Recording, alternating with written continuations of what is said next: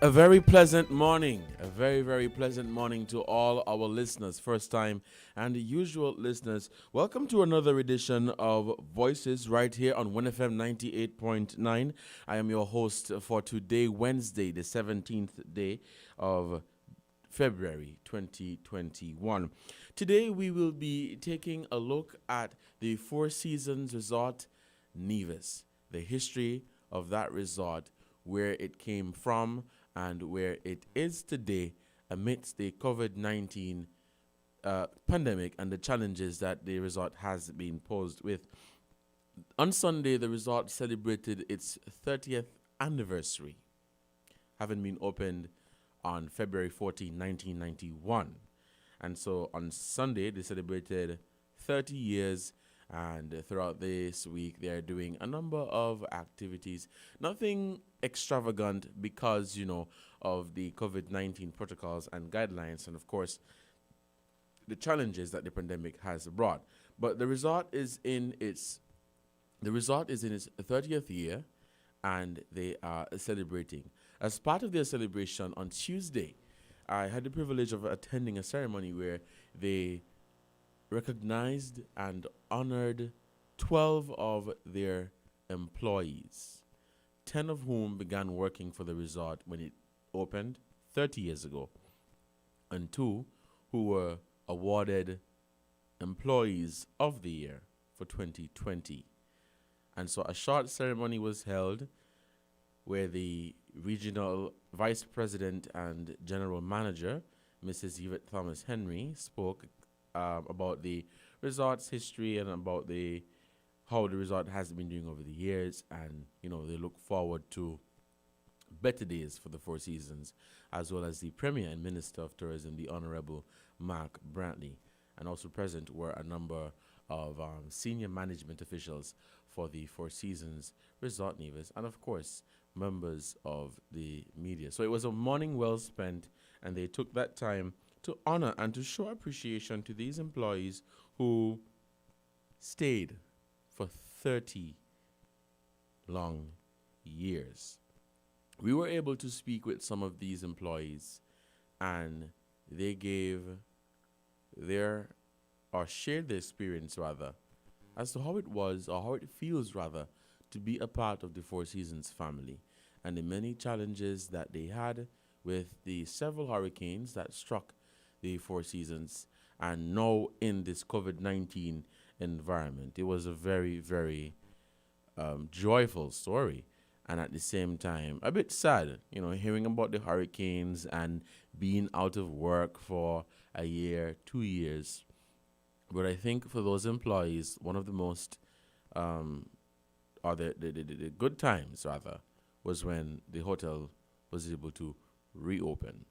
So now that they're celebrating 30 years, the management team at the resort thought it best to honor them and to show appreciation to those persons who began working for the resort back in 1991, and they're still here in 2021.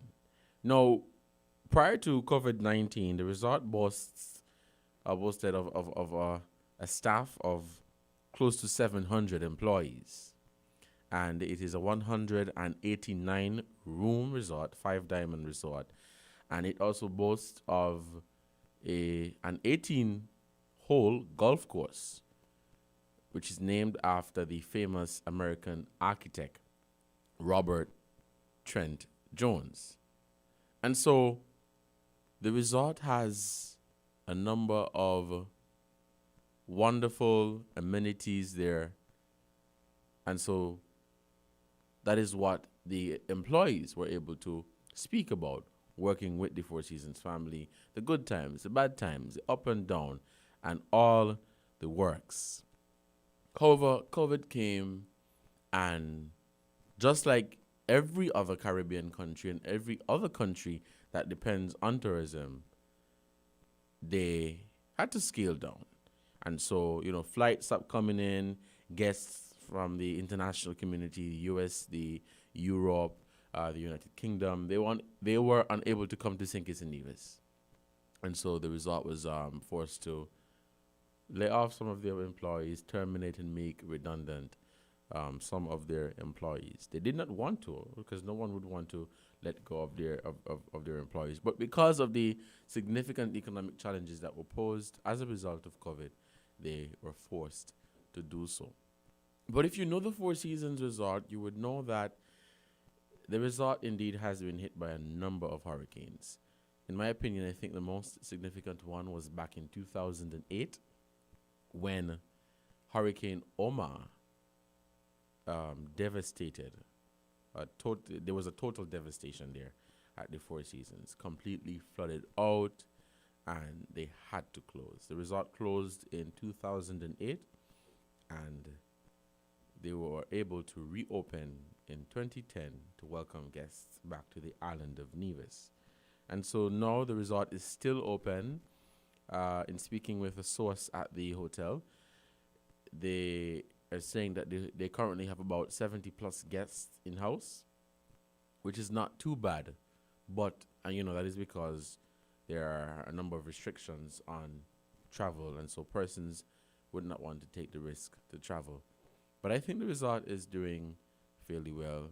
And, of course, you would know, in the midst of this COVID pandemic, if things don't get better, then people will continue to lose their jobs, especially in the tourism sector. But as we look forward to a bright future, not just for the tourism sector, but for all of us, we hope that these resorts, in particular the Four Seasons, would be able to re-employ those persons. You would know that the Nevis economy, and by extension St Kitts, is heavily dependent on that resort, because I was made to understand that whenever the Four Seasons is closed, the American Airlines would usually cut back on their flights to St Kitts. And so the country, St Kitts and Nevis, is quite dependent on the Four Seasons resort. And so on Sunday, they celebrated 30 years, and on Tuesday, they honored some of their employees. Now, in trying to learn more about the Four Seasons and to understand the history, who brought Four Seasons, whose idea was it, who were the persons involved in bringing the Four Seasons Resort Nevis, or a Four Seasons brand, to the island of Nevis. Now, at that time, it was the first in the Caribbean, and I think the second in the Americas. First Four Seasons brand. And so I spoke with the former Premier of Nevis, Mr. Joseph Parry. At the time of negotiations for the resort, he was the permanent secretary to then Premier, Sir Dr. Simeon Daniel. And Mr. Parry spoke extensively about the negotiations that took place to bring the Four Seasons, and during his time as a permanent secretary. Later, because the negotiations began in the 80s, in 1987, I think he was in December of 1987, Mr. Parry became the Minister of Tourism after being elected to Parliament. And so, even though he was involved as the permanent secretary, he was more intimately involved when he became the Minister of Tourism. And so a number of talks were held, negotiations, and construction for the resort began in 1989. However, during construction, the construction was delayed by the passing of Hurricane Hugo. And so they were set back. And they completed construction in December of 1990. And they were able to open the resort in February of 1991. So I conducted an interview with Mr. Parry, and he gave us the full works of what he recalls took place, negotiations, all of the challenges that were posed in bringing the Four Seasons Resort to Nevis, which is still here, and which has played a very significant role in the economic development on the island of Nevis, and by extension, the Federation of St Kitts and Nevis. So be sure to turn up your volume.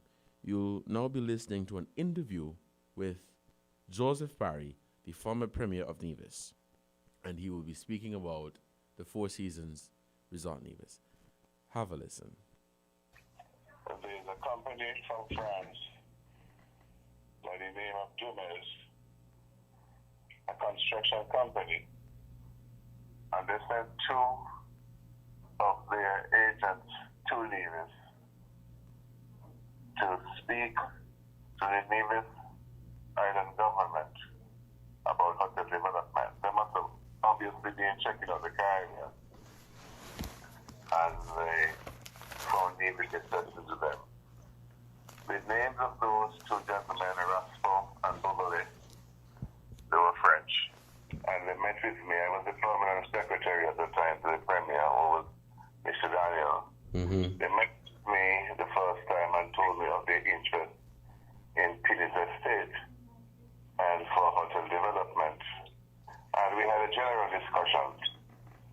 A few months later, they came back and they indicated that they wanted to build a first-class hotel on the island of Nevis, and their company was interested in doing it. So they wanted to purchase an acreage part of Pitt's estate for that construction. At that point, I asked the Premier, Mr. Daniel, of course, to meet with them because they needed the kind of ministerial support that I could give. And so Mr. Daniel took up the ball and ran with it. There, over a period of months, I think it was about 1986, 1987, there were discussions. And then the sale took place. On the one hand, you had a gentleman by the name of Xavier Nace. He was the principal for the Pinnitz investment company that conducted the sale with Dumes. They bought about 100 and plus acres of land because we were concerned that they should not be able to buy more land than they needed. Right. They indicated that they needed a golf course, and that would cause acreage to increase, and the government agreed. Again, I was a permanent secretary, so I would not have been part of the negotiation. That was done at ministerial level with Mr. Daniel and his other colleagues, etc. They purchased the land, and then they came up with a plan for the development of the hotel, and they discussed with us what kind of management team we would like to see involved in the hotel. Fortunately, Mr. Dan and I had done a lot of traveling, and we stayed at the Washington Four Seasons, the Washington DC. And I said to Mr. Daniel of the Four Seasons, that was in the presence of the Dumes team. And the Dumes team indicated that they had someone working with them who would previously work with Four Seasons, and they would seek to do it. Of course, they had other brands, which I don't remember, or not familiar with. In the end, they came back to us and said the Four Seasons had expressed interest, and in the end, the Four Seasons signed on to managing the hotel. And so, after that, we really dealt more with the Four Seasons people than the Dumes people, because the way the Four Seasons operates, when they're going to get involved in a property, they seem to determine how the property has to be structured, the architecture, etc., etc. And so that process took place. The hotel started construction, I think, about early 1989. And of course, we had Hurricane Hugo around September of 1989. And that slowed down the process. It is interesting to note that for us, after Hurricane Hugo, there was a very quick cleanup because the Dumes team use the heavy equipment to clean the roads, etc. So that was a plus for us, and needed to be covered very, very quickly. The construction of the hotel had to be done to meet a certain deadline. And so they were not satisfied that we could provide the labor in St Kitts and Nevis. They brought in people from Trinidad as well. The Trinidadians were prepared to work for 2 shifts. Nivisians did not like the idea of 2 shifts. And so they would work until late in the evening with more Trinidadian workers than Nivisian workers. Things went fairly smoothly. The concrete that was provided by Mr. Martin Stock and by the Four Seasons truck as well. And they finished the hotel to open around February 1991. Nivisians were trained, of course. They brought in persons from abroad to be supervised and managed it. But many Nivisians were employed there. The first manager was a gentleman by the name of John Stouse, who worked with me over a period of time to iron out whatever problems developed. Of course, I started as permanent secretary, but by 1987 December, I was Minister of Tourism. So I was even more involved in the development of the hotel, and John Stouse and I met very, very regularly. John Stouse indicated that he wanted persons like civil servants to work part-time. We discussed with him that we did not want him to absorb the civil service.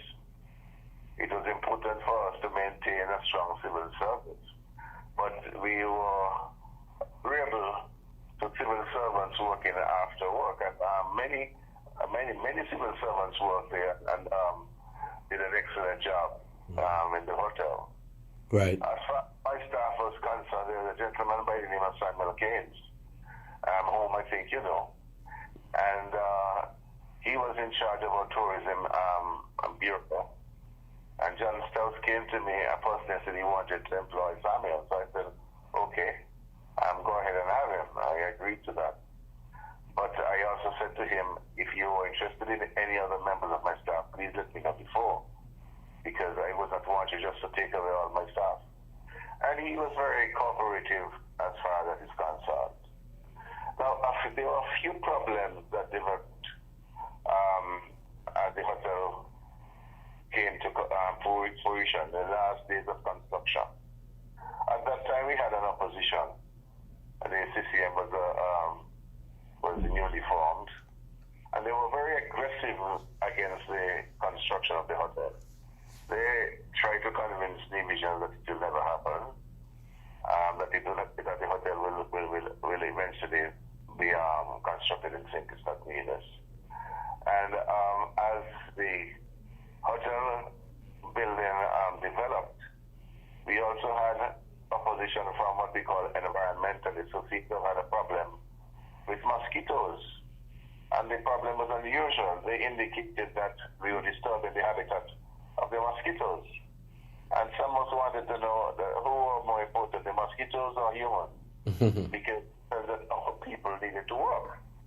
And as far as we know, most people prefer to get rid of mosquitoes rather than talking about the habitat of mosquitoes.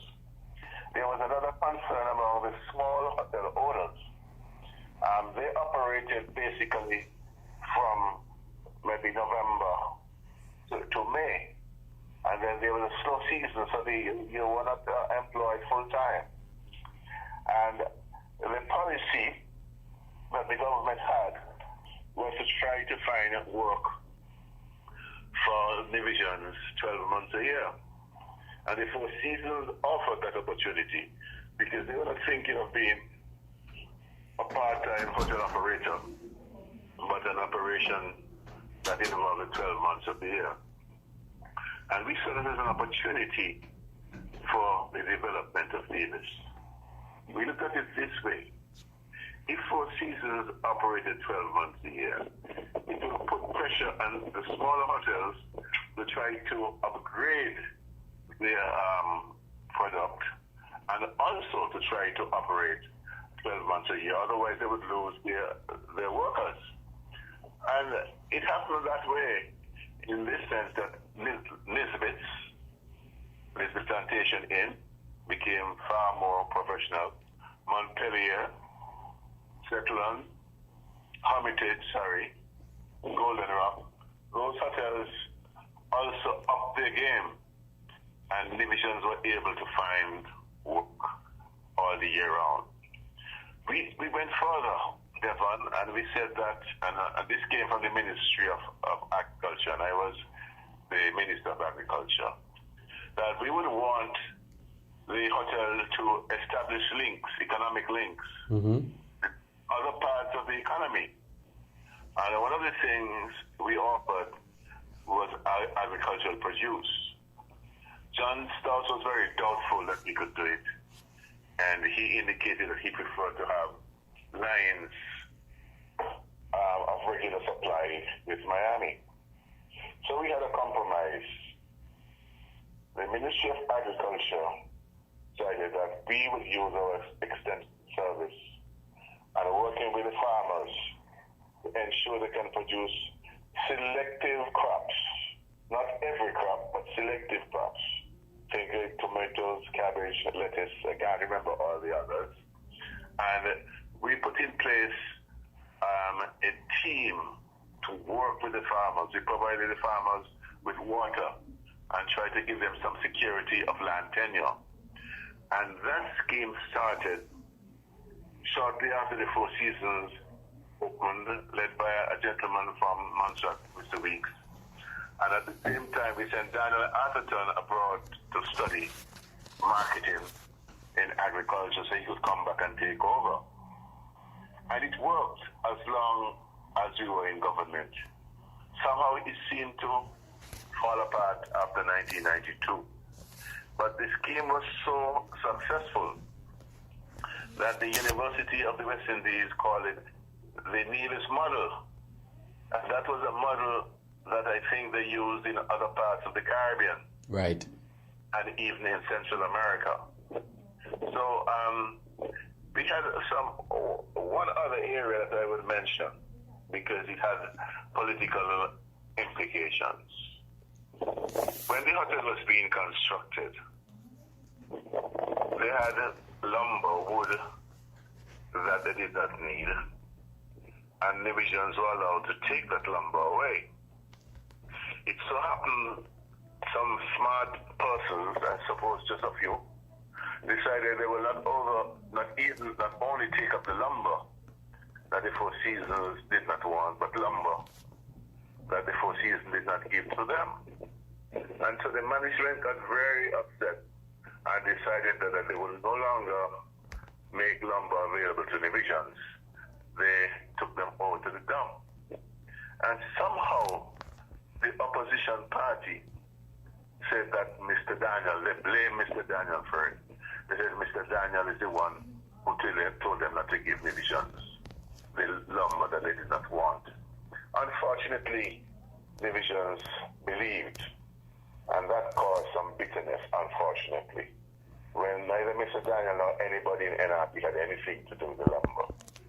The second thing the opposition put in their heads, that workers should be paid in US currency.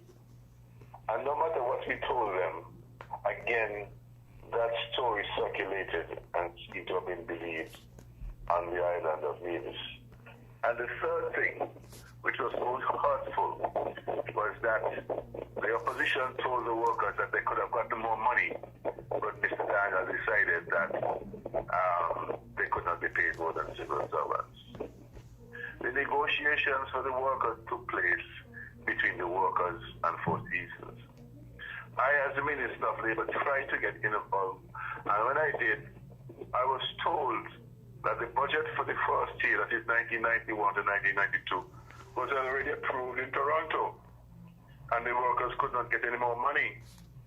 But in spite of all that, in spite of the fact that for the first time, divisions were given an opportunity to work full-time, the whole operation was to our detriment.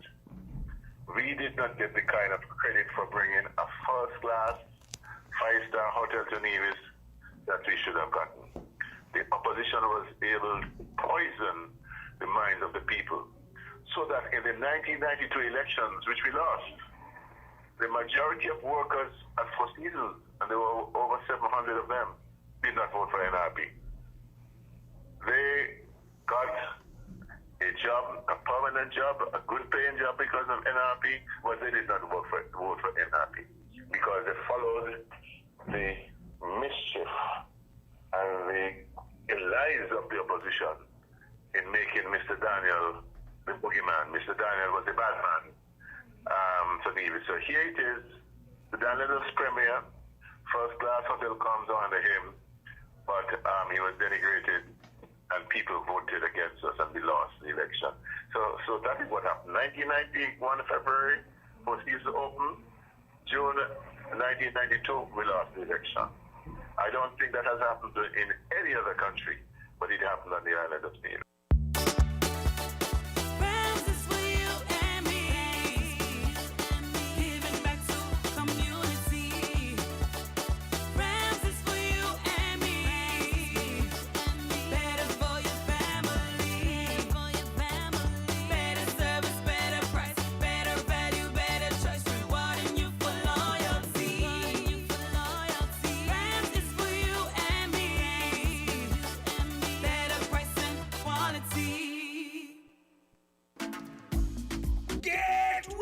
For an exciting year with Flow Broadband and TV connecting you at home. Sign up now and get a free Samsung tablet worth over $900. Up to 100 megabits per second blazing internet will keep everyone on top of everything every day. While Flow TV delivers the best home entertainment with the latest shows on demand in HD plus favorites you can record. Visit your nearest Flow store today to sign up for Flow Broadband and TV and get your free Samsung tablet. Conditions apply. Imagine a place that has all that you need, all of the things for your business to succeed. Furniture, copiers, laptops and more. TDC Business Center is your #1 store. Print and copy and scan and fax. Our copy center does all of that. If you're having a party and you need chairs and tents, we've got all your needs and grand rentals for rent. The TDC Business Center has everything your business needs. Superior copy and printing services, business equipment and furniture, and a wide array of renting materials for all occasions. TDC Business Center, providing solutions that work.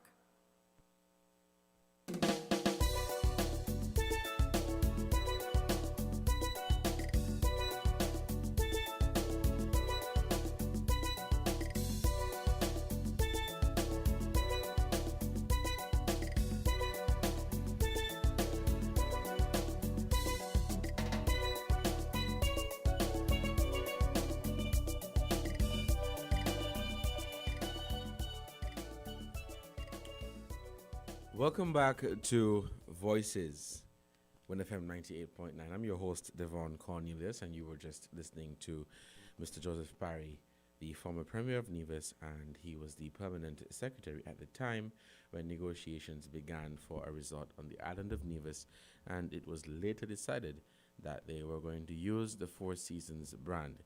He later became the tourism minister in '87, and the construction for the resort began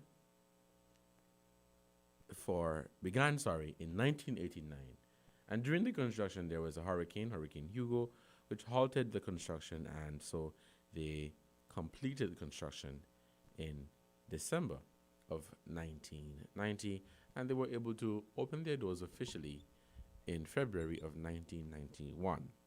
Now, if you were listening keenly, you would realize Mr. Parry gave the history of where it all began with the talks and who was involved and what were some of the challenges posed. And he also spoke to some of the political implications that they experienced himself as a Minister of Tourism, a politician, and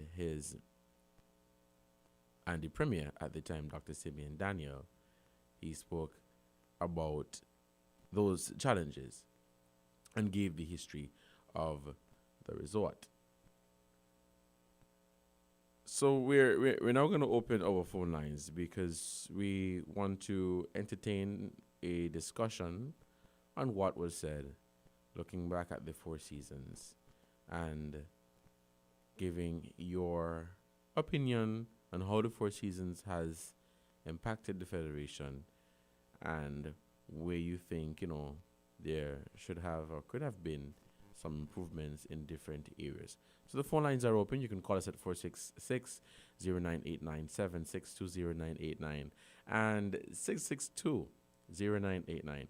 Remember, we also have the WhatsApp number, which is 662-2204, 662-2204. That's where you can send us a comment, you can send us a question, and basically be a part of the discussion for today. The phone lines are open, and we await your calls. But if we have no calls, we'll just hear from the sponsors one more time, and when we come back, we will entertain your calls.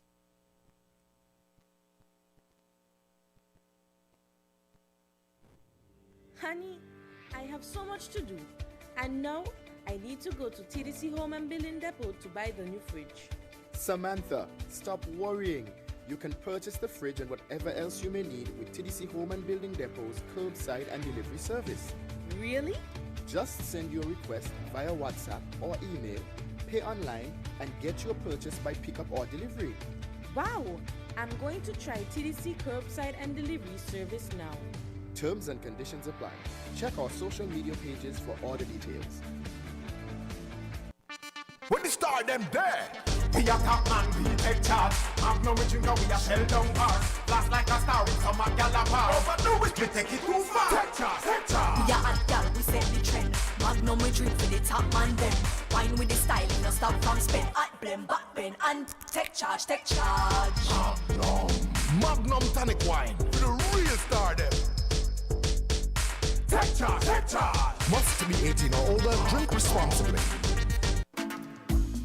Get ready for an exciting year with Flow Broadband and TV connecting you at home. Sign up now and get a free Samsung tablet worth over $900. Up to 100 megabits per second blazing internet will keep everyone on top of everything every day. While Flow TV delivers the best home entertainment with the latest shows on demand in HD plus favorites you can record. Visit your nearest Flow store today to sign up for Flow Broadband and TV and get your free Samsung tablet. Conditions apply.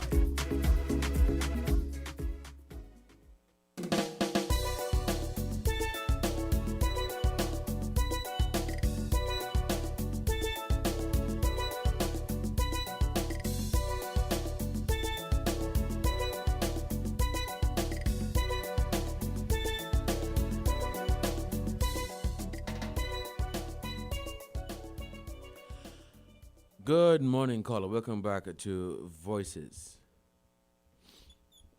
Caller, good morning. You are live on Voices. Hey, good morning, Devon. How are you doing? Good morning. I'm doing well, and you? Oh, you're giving God thanks, man. All the time. Good. Yes, God is good. Now, I want to comment on the impact of Four Seasons on the Nevis economy. Yes.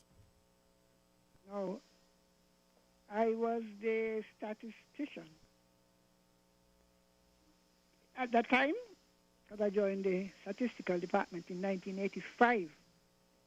And of course, I did the economic analysis, as we say, of the finances. And for years, Nevis was supported or run by subvention, which some people don't know. Every year they receive a subvention of $21 million from the federal government. And then, whatever little they collected. Because, in fact, what used to happened for years after that, even the companies registered in Nevis, they paid their income tax in St Kitts. Well, there really wasn't much could have count them on one hand, eh? And the population of Nevis was basically old people and children. Migration was very heavy in Nevis. It's like automatic, you know, you leave high school, and most of them will go to USVI, but they would leave. Now, when Four Seasons came, they were able, for the first time, for some young people to get a job, a paying job, without having to come to St. Kitts.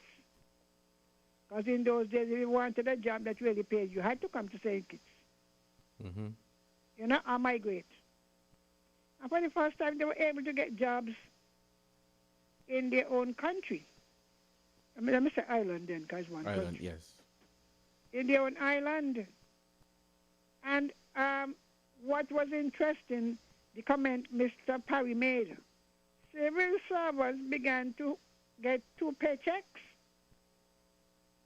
So while Vincent is getting 1, they got 2. They got the government paycheck, and most of them went to work when 3 o'clock. I think they were allowed to leave work at 3 o'clock to go and work in Four Seasons. They were allowed to do what, sorry? Go and work in Four Seasons. Yes, he made mention of that. Servants, you know. Mm-hmm. That point Mr. Parry brought out. Yes. Because for years, so you found that the income of Nevisians exceeded that of St. Kitts in a very short time. And of course it led to the development of the infrastructure. The Nevisians were able to build their own homes, you know, buy vehicles and whatever. And so over time they were able to wean themselves off of the subvention. And the government was able, using the hotel tax, because I recall at some stage they were making as much as $11 million in hotel and room tax, which they used to pay their workers. And in fact, Four Seasons sometimes would advance the money. So if the Nevis government was short, is what I mean? Mm-hmm. They were given advances by the hotel. So the hotel actually dominated the economy. And it did a lot. Well, Kittitians were able, some were able to go over and get jobs. Yes. I was made to understand that. Yes, a number, because remember that some Kittitians would have had experience in working in hotels, more hotels. Mm-hmm. Because Nevisian hotels were more seasonal than St. Kitts. And so it led to an increase in the standard of living. That is why you find, for example, the poverty rate in Nevis is lower than that in St. Kitts, because they're earning income. Increase. Mm-hmm. Teachers are working for more. In fact, actually, the Nevis government itself took the decision to pay their civil servants at higher rates than those in St. Kitts. The reason said, better we go over Nevis to work. And as you said that, Miss Henry, I remember going through the pay scale for Nevis versus the pay scale for St. Kitts. And I realized that some of the pay scales were indeed higher. I'm telling you, I used to work on the data. Yeah. I would get so that was very interesting from the to know. Nevis Treasury and the St. Kitts Treasury, actual hands-on. Nevisians were paid higher, so they were paid higher for the same position, Same position. And then add to that, Four Seasons were paying well. Mm-hmm. So Nevisians were much better off, so it changed the whole landscape, the whole mindset. No longer did they have to talk about, we're going to look some lime and come down and hope to sell. All of that was impacted, There was no need really for this heavy out migration. That's why Nevis could afford to host a sixth farm, because they had children there. Before time, as soon as they leave school, the parents sent for them. Mm-hmm. They go off to some other country. So Nevis today have young people because of Four Seasons. Interesting. So I'll stop you because somebody might want to come in. Thank you so much for your input, Ms. Henry. Yes, because I could always come back. Yes. We are still taking your calls here on Voices. Very, very interesting. I think Mr. Parry said at the time of bringing the Four Seasons, they did not want the resort to absorb all of their civil servants. And so I think they had to work out an agreement. However, civil servants were given that opportunity to work at the Four Seasons. So you had your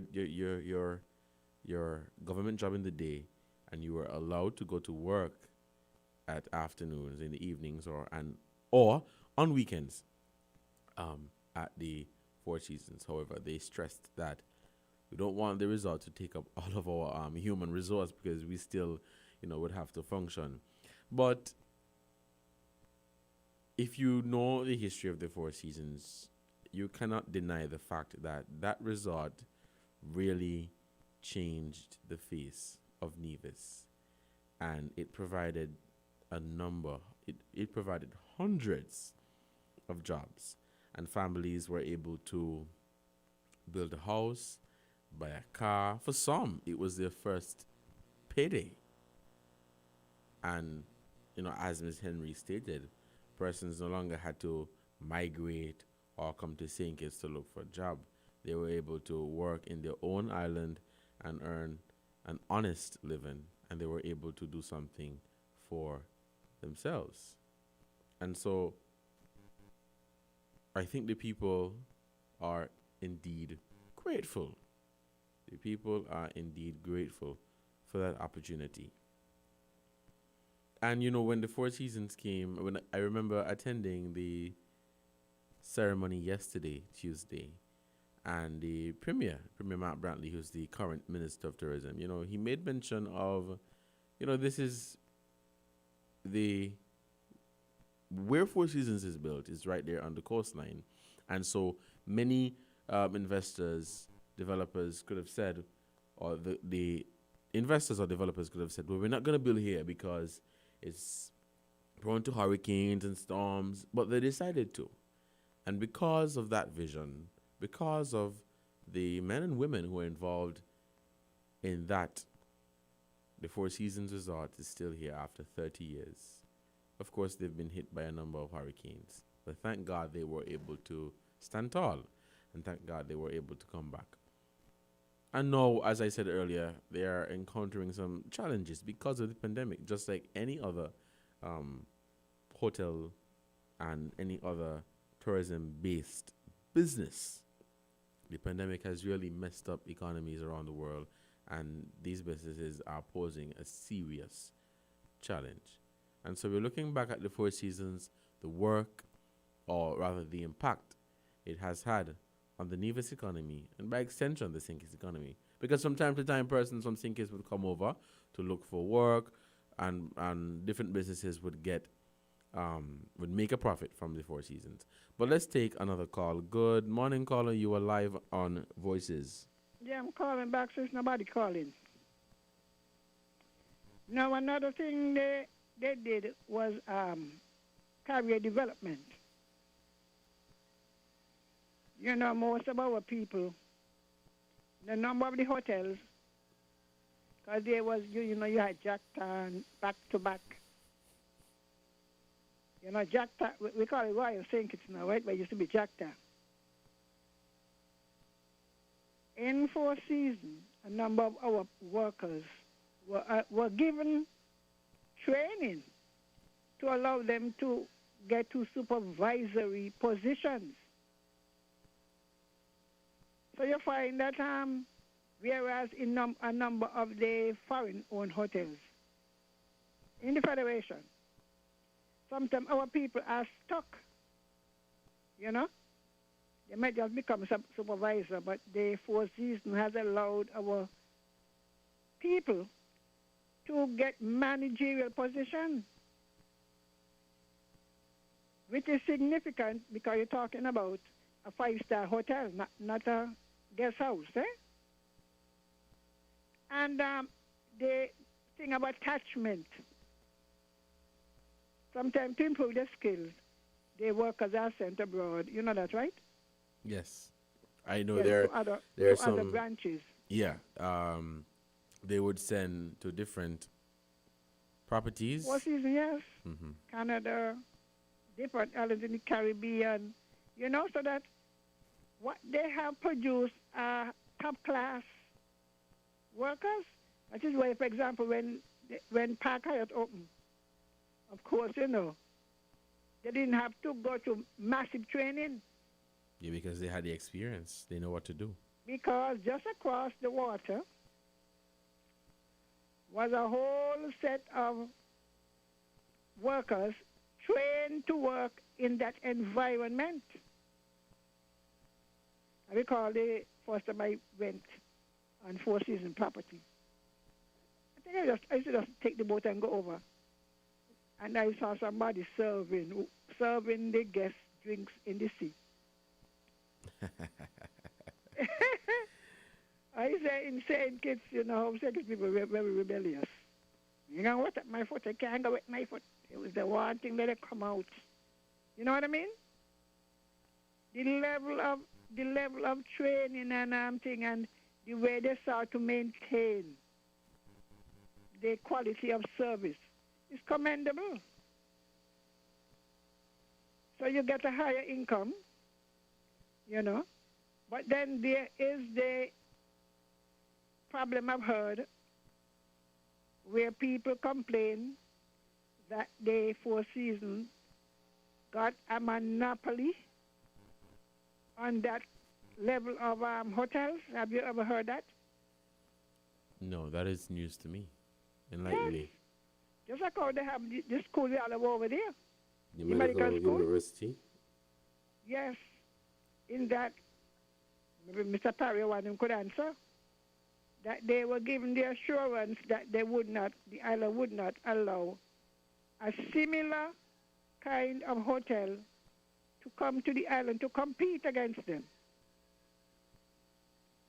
Because you notice up to now, since 1991 till 2021, no other five-star hotel there. I know they have these small inns and whatnot. Mm-hmm. I mean, But with that nothing, capacity. nothing of the same level of the resort, Four Seasons.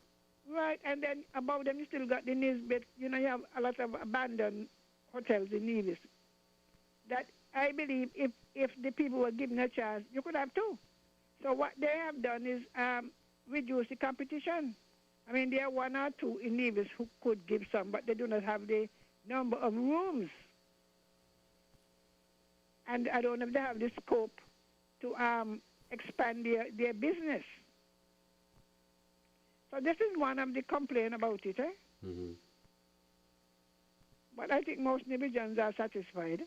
And the idea that they seem committed to the island. Right. You got to give them credit for that. The same thing we will say about Jack Tar. Even though sometimes some of them, you know, but at least I could say from what I know that the Four Seasons was more willing to pay the government the hotel tax. Because when I'm doing the data, say, because I have all these hotel rooms and much more than all in Nevis. Than Nevis, yes. And Nevis collecting 10 times As much. as much hotel tax. You could go to the data and see. These incentives be all kind of held and devils. You ask them the occupancy rate. You know, one time I had to ask one. Tell me, you know, that we used to send out the survey every month. They have 25% occupancy. But they're expanding because they don't want to pay the government the tax, eh? So I said to the gentleman, excuse me, I'm an economist, eh? And if you only have 25% occupancy, why are you expanding the business like that? They try every trick. And, they, you know, sometimes they don't even upgrade the people to the level. Jacta had some. They did some, but it cannot compare to the Four Seasons. Well, I don't know about the West Hotels, eh? You from over there, so you know. But give them credit. They have changed the whole thing, but this mixing up of the into the politics seem to be a problem too. You don't think so? Certain Explain. managers, How you mean? Explain. the government of Nevis, I'm going to say the government of Nevis, right? So I don't call nobody name. You know, certain concessions are given, and some are demanded. Some are more willing to give, and some will say, well, hello, you had enough. You get the point? You have change of government. You will find the hotel and this administration in conflict, and this other one they get along with, which means that they're actually involved in the politics of the island. It ever occurred to you? Interesting. Yes, when they are things, you hear people talk about when we were in power and the Four Seasons did so and so, and we allowed them, and then the next one come in and say, well, we're going to stop at that, we can't have that, and we can't have this. There should be uniform policy that foreign investors know upfront. Otherwise, what they do, I don't say they're doing it, but what foreign investors do, play one political party against the other to their own benefit. It's a general statement, eh? It's a general statement, because I've heard it. You'll hear when they were trying to pull out, we did this, and the last time when they had to shut down, you hear the other party saying, they should do this and they should do that. There should be some kind of uniform policy. If the workers are laid off, this is what it is. Because, you see, Namibians are not unionized, right? They have not even tried. So there's really no representation for them outside of the Labor Department, and it is not a union. And I've never heard any administration encourage the workers, the hotel workers in St Kitts to form a union. But Miss Henry, as you speak about that, there have been talks recently for a union to be formed. No, because by a political party again, no? Pardon? By a political entity. I don't know. It was not along Because that you lines. see, they But only hold talk on. when they're out. Hold on. Haven't There were talks to form a union now, because there's some persons from the Four Seasons and in the tourism sector who feels as if they were mistreated because they've not been able to claim their severances yet, and they have not been able to claim whatever other benefits they were entitled to. And the severance payment is by the Labor Department, Right. It becomes a problem if the entity did not pay. You understand what I'm saying? Yes, I understand that. Because they're required by law. So if the government allowed them not to pay, because a lot of things that go on, I know what I'm talking about. You say, well, you ain't got to worry now, I paid later. And when you go to file, nothing there. And then they shut down. And then people making noise, oh, why the government didn't give me severance pay? Has anybody ever asked if the employer paid the 1% for them? You ever thought about that? Interesting. I know there are some instances where employers would not pay, and so when there's time to get your money, nobody seems to know where the money is. No matter where the money is, none there. None there. because it is a habit now. The government itself, I hear people talk, oh, where the government didn't pay the every time severance pay come up, the government got to borrow it or find it. People talk, this money go. I don't understand. Well, I suppose people don't know. So I have to forgive them because I work on the data. You go way back. There's always been a deficit. So you think it's a case where the Four Seasons did not pay that 1% for the I employees? can't answer that. My little house can't pay 4 seasons. It's for you to find out. because you don't be lobbying for social security for severance pay. Mm-hmm. Without realizing it is the government that has to find the money. I know that. I know exactly how Yeah, it I hear works. people making more noise. Oh, make the government pay. I said, Lord Father, forgive our people in this country. I'm sure we have heard the auditor's report would tell you how much negative dollars in the fund. So when you have a mass thing like this, and some people are advised, because in some countries they advise you not to claim, you know. You know that? Mm-hmm. In a lot of islands, they advise you not to claim. They advise you not to claim for Severance severance, pay. but that. So once you claim severance pay, you don't have a job. But you remember that happened. You remember that happened here too.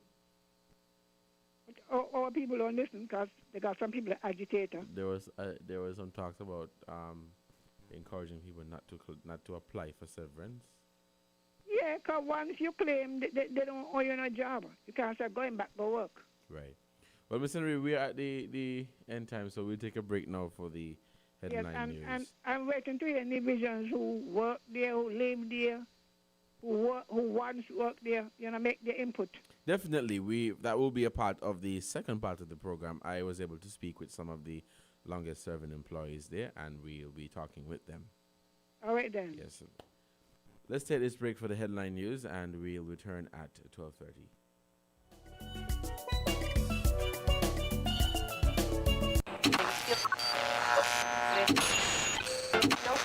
You found the sound. 98.9. WINN FM. We now bring you the headline news. The headline news is brought to you by Caribbean Alliance, KDP Enterprises, The Grange, and Carib Brewery.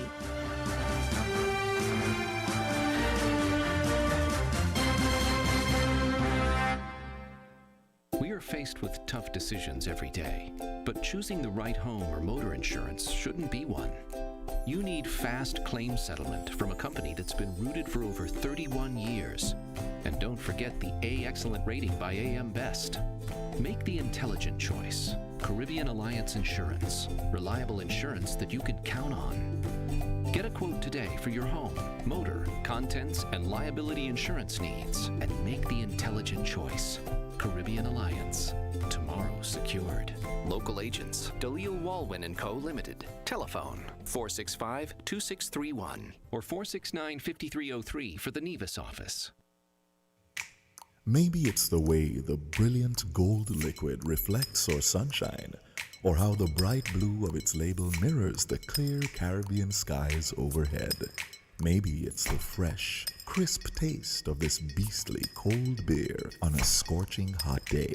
Maybe it's even the way it brings us all together. But one thing is for sure, Carib is very much a part of who we are wherever we're from in the Caribbean. Carib. It's the way we play.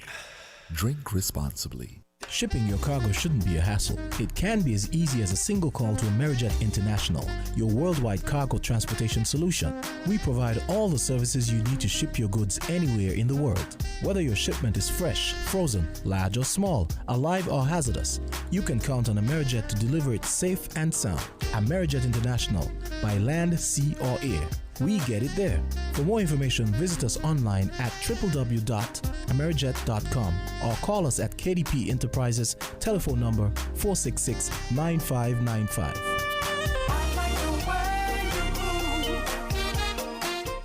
Did you know that the Grange Healthcare Facility is the first purpose-built non-governmental healthcare organization on St Kitts, offering 24-hour nursing, therapeutic, and residential care for older adults? It's situated at Otley, 7 miles east of Vastair in beautifully landscaped surroundings.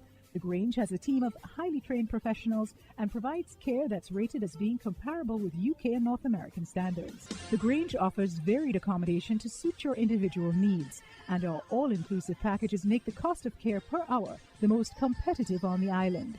Services include convalescent care for all ages, daycare facilities for older adults, rehabilitation services, and training and continuing education for healthcare providers.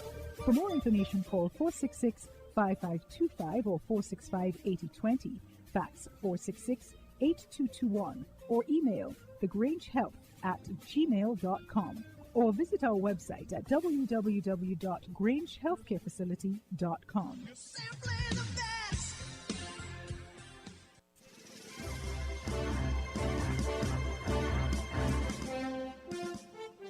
With the WIN headline news, I am Kevon Brown. And I am Devon Cornelius. Our top stories: US $100,000 to the development of an intangible cultural heritage secretariat. St. Lucia's Chief Medical Officer, Dr. Sharon Belmar George, cautions St. Lucians not to let their guard down. Internationally, death toll rises as a severe winter storm sweeps the U.S. Now, the details.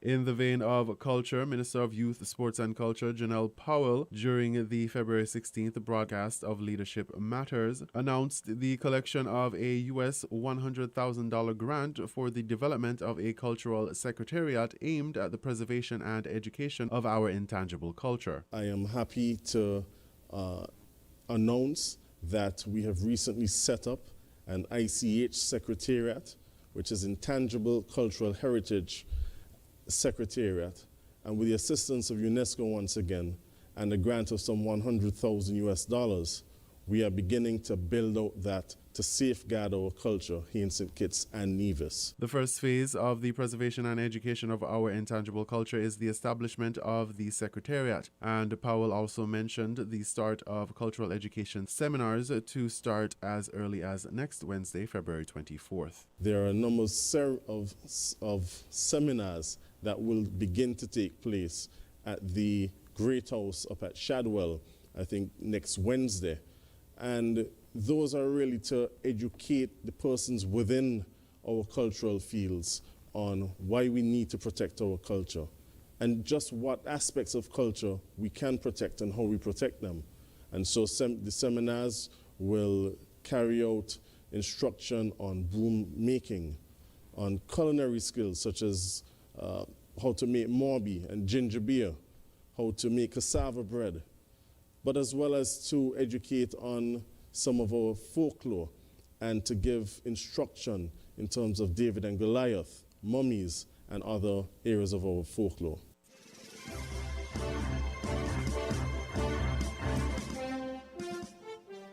Some employees that were honored by the Four Seasons Resort Nevis for their commitment and years of service on the occasion of the resort's 30th anniversary spoke with WIN about how it feels to be a part of the Four Seasons family. Crescentia O'Flaherty, the resort's executive assistant, reflected on the challenges that were posed during the construction of the resort back in 1989.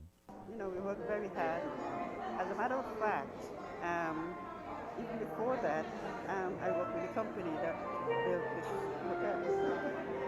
And as the Premier said this morning, that during the construction, we were affected by Hurricane Hugo, which delayed the construction. But it was really should have completed by December of 1989, but because of that, we were delayed by a couple months. So, and then I joined the company in December of 1990. And then it has been an amazing journey from that time. There were, very tough times, especially during the hurricane. When we had to close and we opened. But through it all, the staff, we came back and we came back stronger than ever. And I'm quite happy to still be with them after 30 years. I'm not quite sure I'll be here for another 30 years. Great, thank you. WIN also interviewed Alison Smithen, a safety and loss prevention officer, who reminisced on the early days of his employment with the resort. Smithen said when he heard about the Four Seasons Resort Nevis, he made the decision to apply, even though he had never worked in the hotel industry before. When I had heard about Four Seasons Resort Nevis, never been in the hotel industry before, so I decided I'm going to give it a try. So I gave it a try, and to me up to today, I still enjoy doing what I'm doing. My very first day on the job, it was a bit hectic in terms of that I started on the PM shift, where it was very dark. I didn't know the place, I didn't know the surrounding, so it was more or less darkness, dust, and things like that. As a matter of fact, I'll tell you this, we used to have a big flashlight that we travel with. We about 5 pounds. Could be less, could be more. Wow. And it was tough at those times. It was dark, a lot of construction was going on at the time. We had only started with just a few security. And I was fortunate enough to be one. And up until today, I am still part and parcel of the security department, which I'm happy and proud to be in. I enjoy being part of the Four Seasons family, and I'm happy to be here. As a matter of fact, I'll tell you this, I never thought that I would have been here up to today, working. And Four Seasons as a whole would have changed a lot of us' life, including me. Because, as I said in my article that I did about a week ago, is that I don't know where I would have been today if it wasn't for Four Seasons. The culture, the people. As a matter of fact, as I talk about people, we are one happy family. One happy family. The Four Seasons family. How has it been for you now working with the Four Seasons family in this COVID-19 environment? I'll tell you this, it goes back as far as when we had our first hurricane, when we have to learn to adjust and adapt to things. During that time, there was no COVID, so we wouldn't be wearing no mask. But now, based on the COVID, all we have to do is to keep the faith and pray to the Lord above to bring us through this one. He would have brought us through all of the hurricane. Now he's going to bring us through this one as well. Just keep the faith, keep on praying. The Employee of the Year award was presented to Sylvester Pemberton for his hard work and dedication to providing excellent customer service and warm Nevision hospitality. Well, during the COVID year, my most positive is like when guests come and when they're leaving, I will ask them how they enjoy the stay. They said they enjoy the stay excellent and they look forward in coming back. And how has the experience been working with the Four Seasons family? It's been great. I've been here for almost 30 years now. 30 years speak volume, and if it wasn't for Four Seasons, I don't know where will I be today, and all my accomplishment has been based on Four Seasons. As long as I'm alive, I'm going to stay here until my retirement, 62 years. I have no intention of going no place. Four Seasons my home, Four Seasons my bread, my breakfast, my lunch, and my dinner. I have no place to go. The Four Seasons Resort Nevis was the first of its kind to be built in the Caribbean and second in the Americas. The 30-year-old resort boasts of an 18-hole golf course named after famous American golf architect Robert Trent Jones Jr. The 189-room resort, which sits on 350 acres, is currently headed by Yvette Thomas Henry of Kittitian heritage.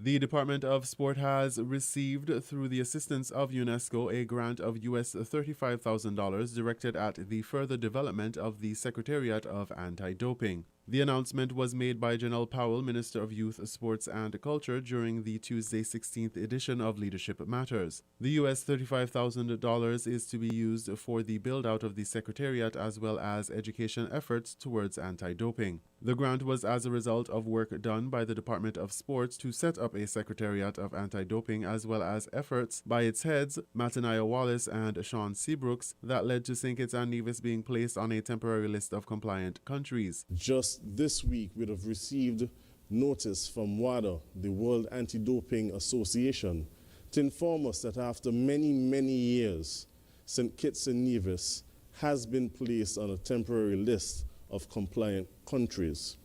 This compliance will be confirmed in October, and so we're very proud of that. Powell congratulated Wallace and Seabrooks on the work done.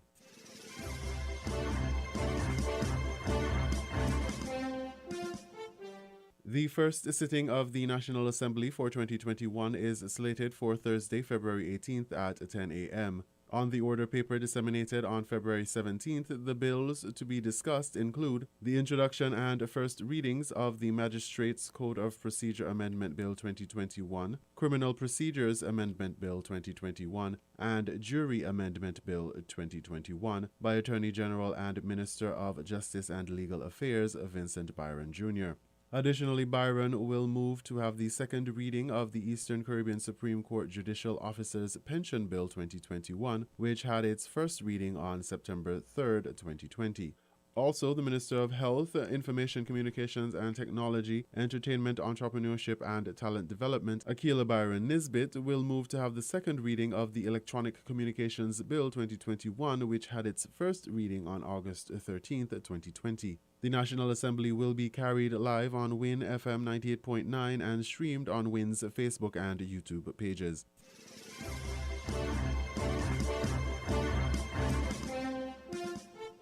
St. Lucia's Chief Medical Officer Dr. Sharon Belmar George cautions St. Lucians not to let their guards down. This report from HTS St. Lucia. Health officials have noted a slight drop in COVID-19 cases and rates. However, Chief Medical Officer Dr. Sharon Belmar George warns citizens to stick with the protocols to maintain that trend. St. Lucia's COVID-19 curve peaked in January 2021, which led to the island surpassing 1,000 cases. Dr. George says if persons let up on the measures, this may lead to a similar situation. So we are not in a position to relax. We are not in a position to get back into normal life. We have to ensure that we remain vigilant, we maintain all of the protocols that are in place. As much as possible, we avoid social gatherings because we are still at a point where the numbers can go back to what we have seen between the middle of January, where the numbers, this was our highest peak to date. The government placed the island under a state of emergency to impose a curfew to restrict movement and slow the spread of transmission. The authorities also decided to scale down operations. Dr. George says the island is now witnessing the effects of protocols implemented in the last 14 days. St. Lucia is in a very, very critical position at this point, with 332 active cases and the capacity for exponential increase. We are not out of the woods. We are not in a safe zone as yet. It means we need to remain extremely vigilant.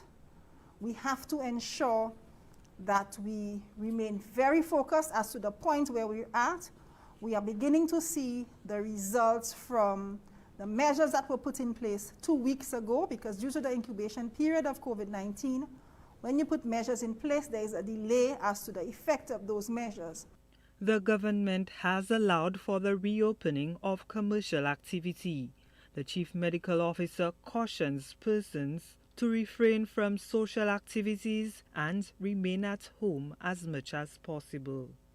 We are not in a good place. I think the public needs to be very, very cognizant that any change at this point is not because we are in a good place. It's not because we are free from COVID. And they should not feel relaxed to go back. As much as possible, if you could stay home, you stay home.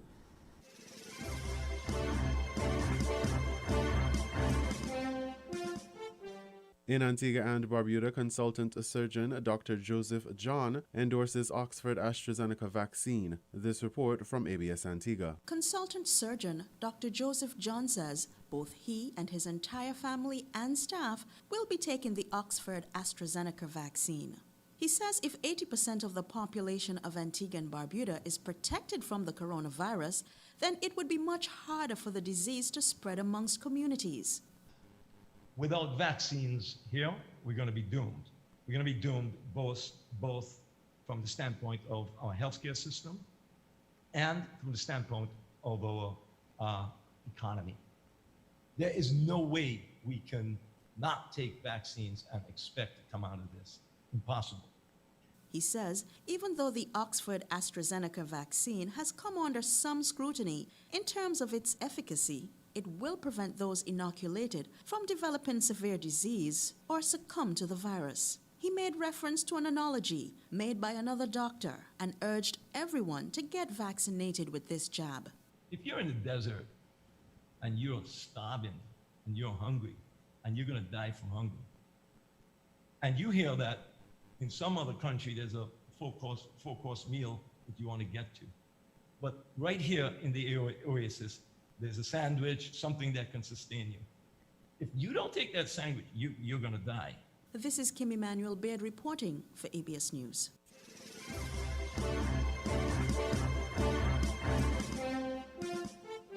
We now bring you these international reports. Blanketed with snow and glazed with ice, homes in Texas are burning. This part of the United States isn't used to freezing. The winter storm has created chaos. Electricity grids have failed, leaving millions of people without power in dangerously cold temperatures. We lost power yesterday morning, and the houses start getting real cold, like around 2 o'clock, and then we got all the blankets out. We tried to all sleep together to keep us warm, come to the cars to keep our phones charged, and then today when we got up, there was no water. A family of 4 died in a house fire near Houston while using their fireplace to keep warm. Hospitals have been overwhelmed by hundreds of people suffering from carbon monoxide poisoning, and hundreds of thousands have been advised to boil water after treatment plants went down.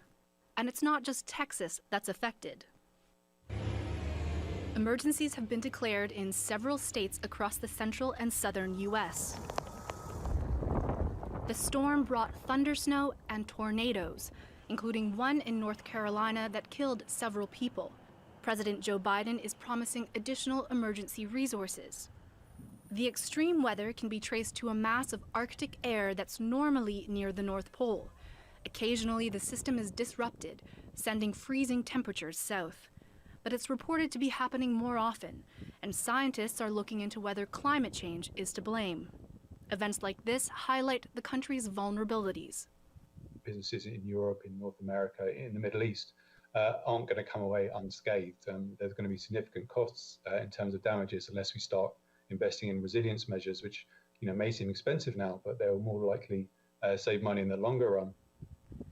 The governor of Texas has called for an investigation into why services failed and for the state's power grid to be improved. In the meantime, millions will endure another night without power, and the cold isn't expected to ease up until the weekend. Alexandra Byers, Al Jazeera.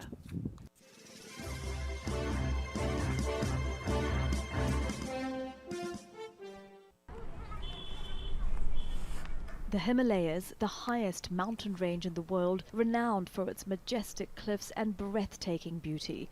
But it's now under threat more than ever before from warming temperatures and development projects. Scientists say February's flash flood was caused by an ice sheet falling off a glacier on India's second highest peak, the Nanda Devi mountain. Dozens of bodies have been recovered and an estimated 150 people are still missing. Environmental activists say they've fought against the building of hydroelectric power plants in the Nanda Devi National Park for decades. We're being told that our trips to the area will hurt its flora and fauna, but those rules don't apply when they use explosives which shake the entire valley. Today we're witnessing the results of their projects, which have led to hundreds of deaths. And it's not just dams and power plants which environmentalists say are posing a threat to the region. In 2016, Prime Minister Narendra Modi began a road expansion project in Uttarakhand to make it easier for pilgrims to visit some of Hinduism's holiest sites. A 900-kilometre road through the mountains is being widened without a proper assessment of its environmental impact. Nearly 700 hectares of forest land have been lost to the project, more than 47,000 trees have been felled, and the natural drainage of streams and springs blocked by the dumping of muck. Scientist Ravi Chopra says the breaking up of the mountain is leading to more landslides, which is threatening lives and entire villages. In many places where the slope is weakened, their houses have developed cracks. In fact, there are sections of villages that become vulnerable, and those people really live in fear that any time their houses and their village would slide. The government says it needs electricity and new roads. Dunya ka Hindu. The world's Hindus want to go to the 4 holy sites. It's their faith and belief. We have to ensure not to harm the environment while carrying on with development. We also share a border with China, and some say roads shouldn't be built. Then what will happen? But environmentalists say the balance is tipping too heavily in favor of development. 1/3 of the Himalayas glaciers are expected to melt by the end of this century because of climate change. People here say they are already paying the highest price. Elizabeth Puranam, Al Jazeera, Chamoli, Uttarakhand.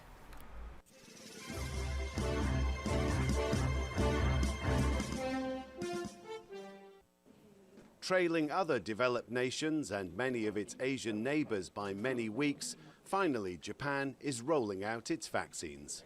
The first people to get the Pfizer jab are thousands of health workers. Often criticised for failing to use the latest technology in controlling the outbreak, Japan is now using a popular online messaging service to centralise the vaccination booking system. But a lack of specialised syringes means millions of doses could be wasted.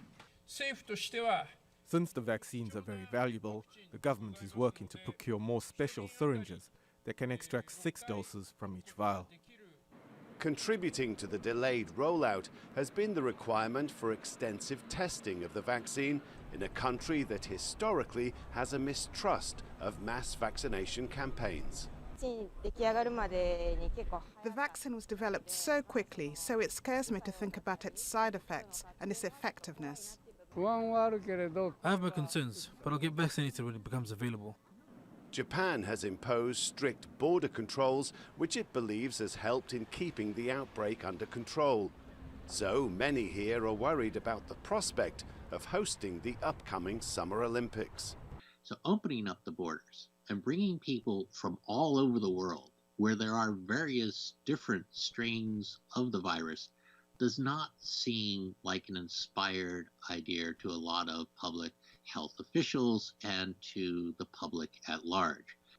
But the government is determined they will go ahead at the end of July, although big questions remain over what form they will take. Last year, the government was also determined right up until they pulled the plug. So I think, sometime later in March, we'll have a better idea if they are going to proceed. But really, the Olympics has lurched from one crisis to another scandal. The latest scandal has been the resignation of former Olympic Committee President Yoshiro Mori over sexist remarks he made earlier this month. The government is hoping a successful vaccination campaign can help turn around the fortunes of its ill-fated games. Rob McBride, Al Jazeera.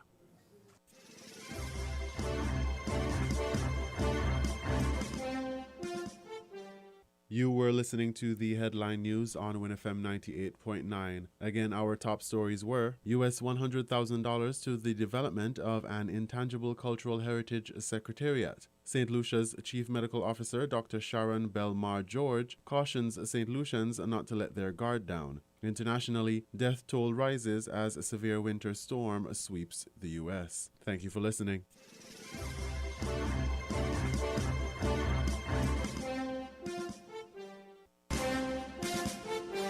That was the WINN FM Headline News. The Headline News was brought to you by Caribbean Alliance, KDP Enterprises, The Grange, and Carib Brewery.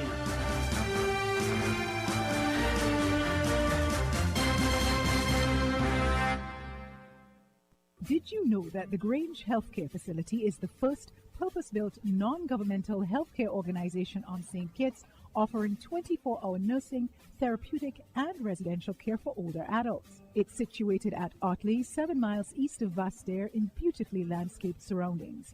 The Grange has a team of highly trained professionals and provides care that's rated as being comparable with UK and North American standards. The Grange offers varied accommodation to suit your individual needs, and our all-inclusive packages make the cost of care per hour the most competitive on the island. Services include convalescent care for all ages, daycare facilities for older adults, rehabilitation services, and training and continuing education for healthcare providers. For more information, call 466-5525 or 465-8020, fax 466-8221, or email thegrangehealth@gmail.com. or visit our website at www.grangehealthcarefacility.com. Shipping your cargo shouldn't be a hassle. It can be as easy as a single call to Amerijet International, your worldwide cargo transportation solution.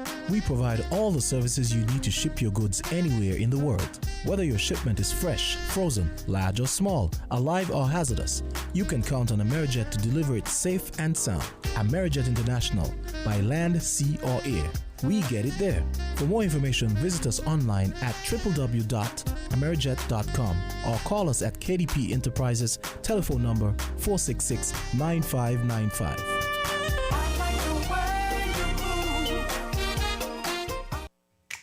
Maybe it's the way the brilliant gold liquid reflects our sunshine, or how the bright blue of its label mirrors the clear Caribbean skies overhead.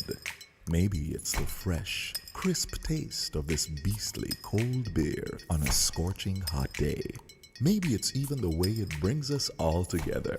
But one thing is for sure, Carib is very much a part of who we are wherever we're from in the Caribbean. Carib, it's the way we play. Drink responsibly. We are faced with tough decisions every day, but choosing the right home or motor insurance shouldn't be one. You need fast claim settlement from a company that's been rooted for over 31 years. And don't forget the A Excellent rating by AM Best. Make the intelligent choice. Caribbean Alliance Insurance. Reliable insurance that you can count on. Get a quote today for your home, motor, contents, and liability insurance needs, and make the intelligent choice. Caribbean Alliance. Tomorrow secured. Local agents, Dalil Walwyn & Co. Limited. Telephone 465-2631 or 469-5303 for the Nevis office. We're different. We're 98.9. 98.9. WINN FM.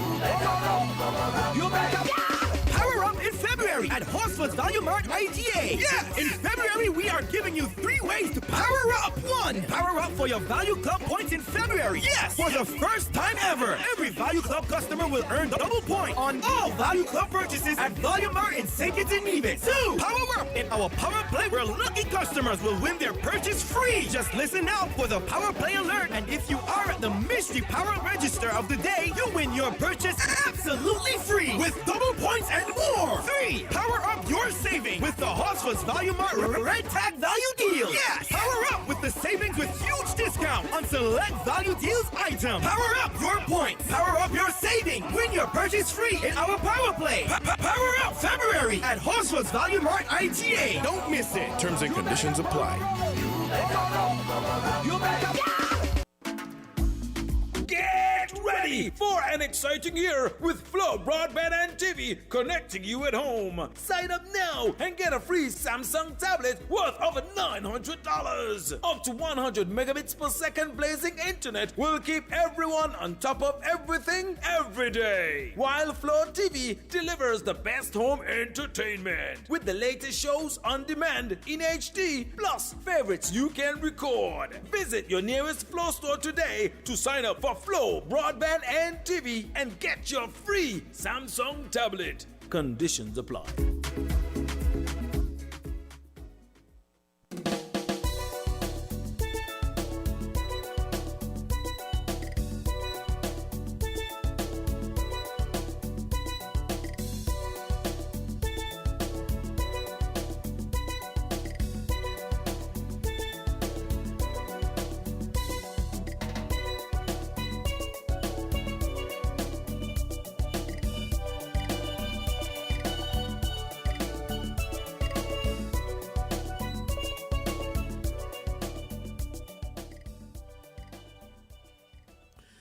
Welcome back to Voices here on WINN FM 98.9. I'm your host, Devon Cornelius.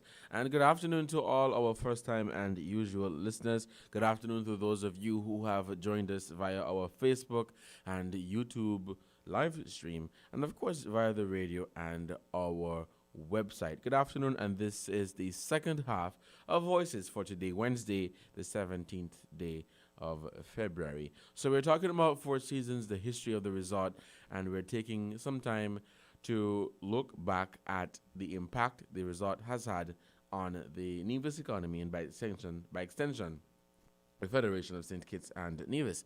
And while I was at the ceremony to honor the 12 employees at the resort, I was able to touch base with a few of them who gave their experience and spoke about the early days of being a part of the One Team, One Dream, that is their motto, the Four Seasons Resort Nevis.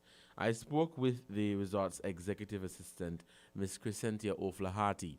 She joined the team in December of 1990.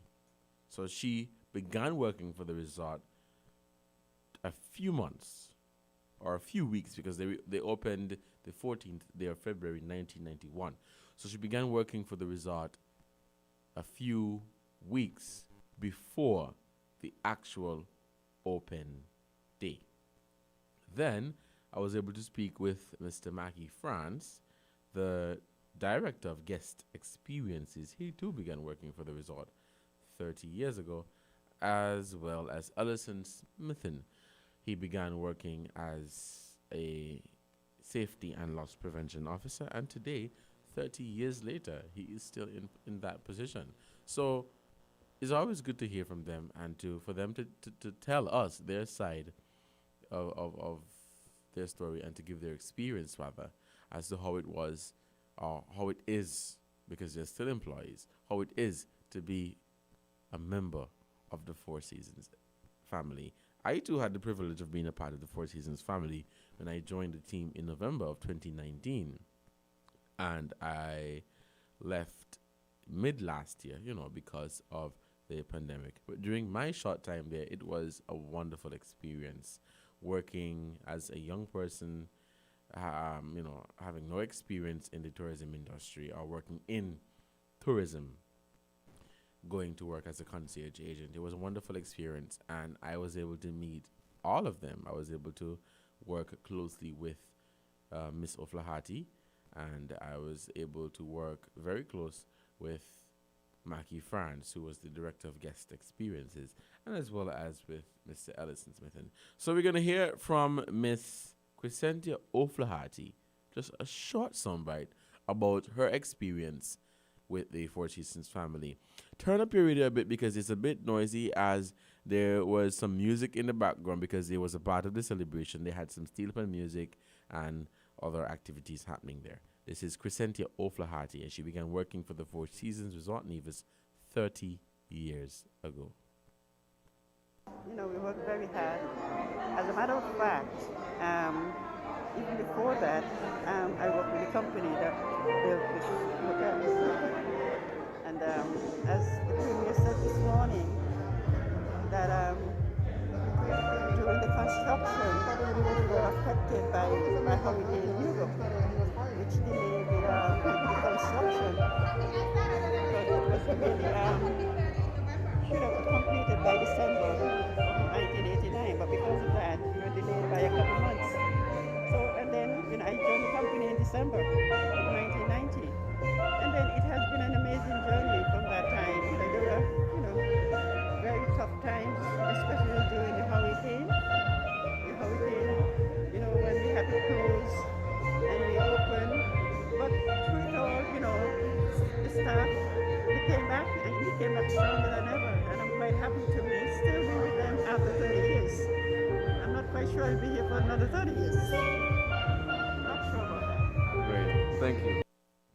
I must say that when I spoke with Crescentia, it was very heartwarming, very, very warming to see she began working for this company, this institution, 30 years ago.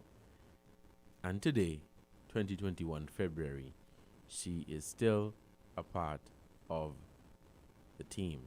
I think for those employees who began working there back in the 90s, they have a very good story to tell, and I promise to speak with a few more because the Four Seasons has been hit by a number of hurricanes. But through it all, the owners remain committed to the island because they understood the importance and they understood what the resort meant to the Nevis economy and what the resort meant to the people by extension. And so regardless of the many challenges that they were posed with, natural disasters, having to lock down, and other difficulties they may have encountered, they decided to stay. And 30 years later, they are still a part of the Nevisian community and is still the leading private employer and backbone of the Nevis economy. We're now going to hear from someone, too, who has worked with the Four Seasons family for 30 years.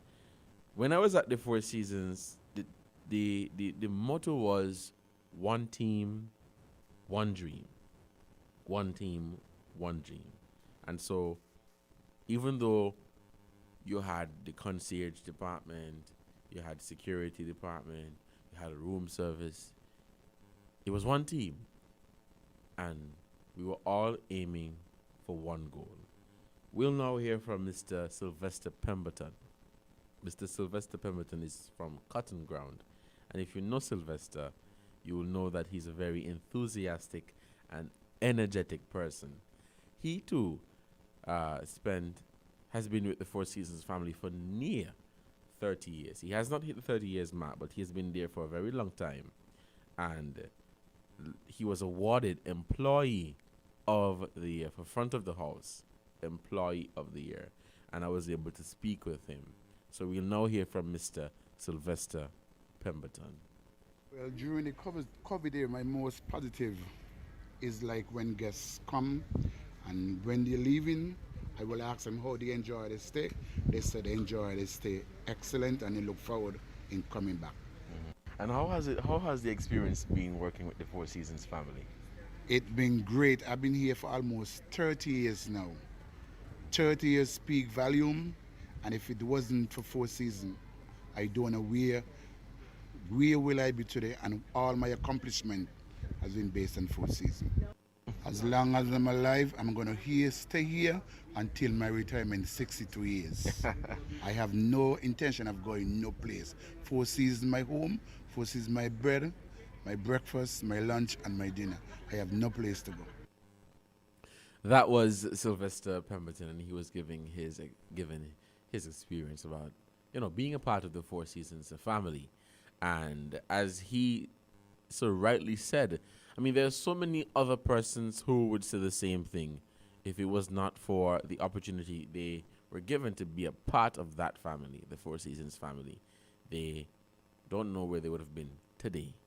Persons on the island of Nevis, Nevisians and residents alike, they were able to have a payday. They were able to construct a modern house, and they were able to send their children off to university, and they were able to live comfortable lives, knowing that every 2 weeks or every month they would get a very, very good paycheck.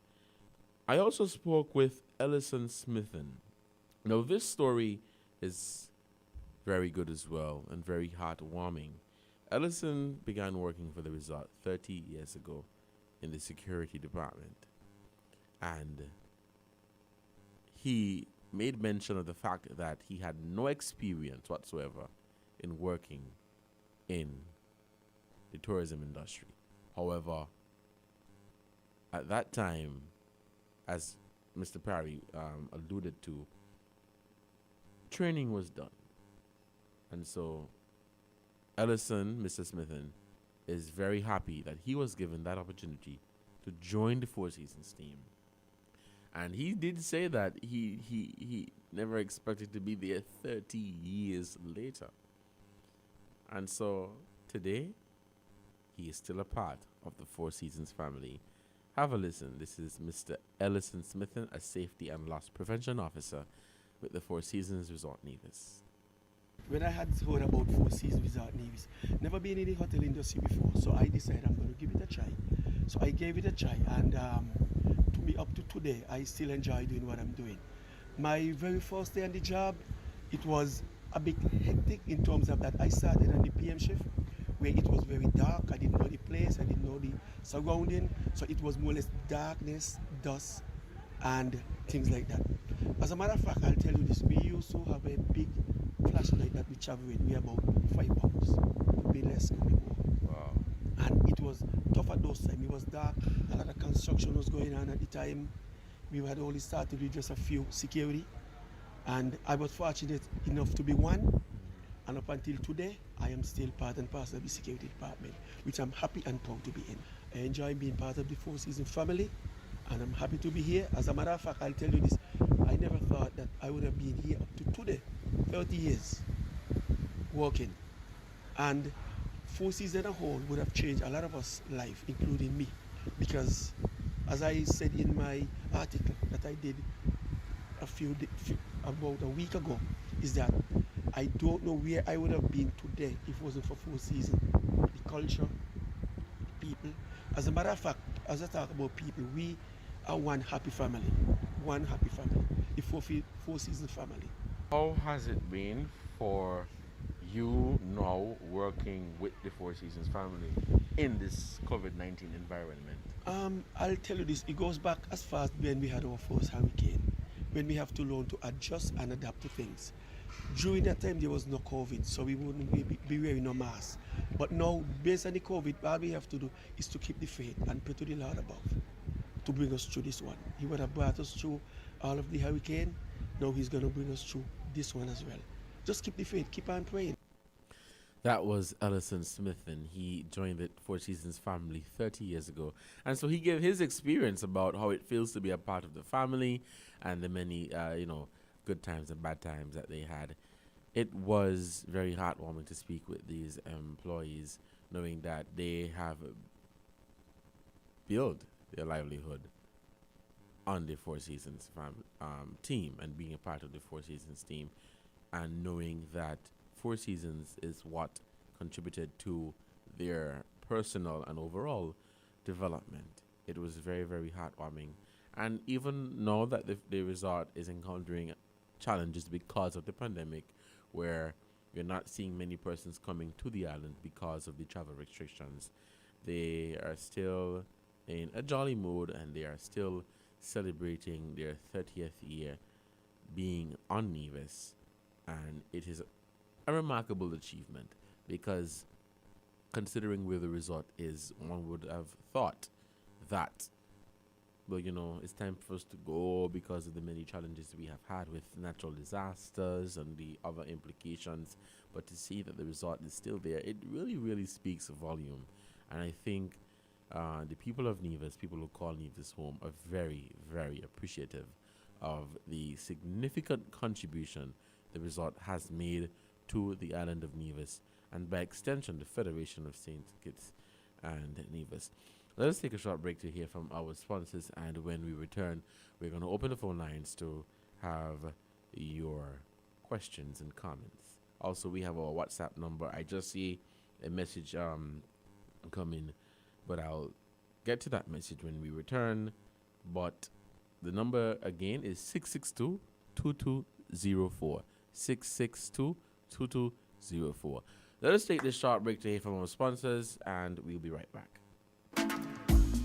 Get ready for an exciting year with Flow Broadband and TV, connecting you at home. Sign up now and get a free Samsung tablet worth over $900. Up to 100 megabits per second blazing internet will keep everyone on top of everything every day. While Flow TV delivers the best home entertainment with the latest shows on demand in HD, plus favorites you can record. Visit your nearest Flow store today to sign up for Flow Broadband and TV and get your free Samsung tablet. Conditions apply.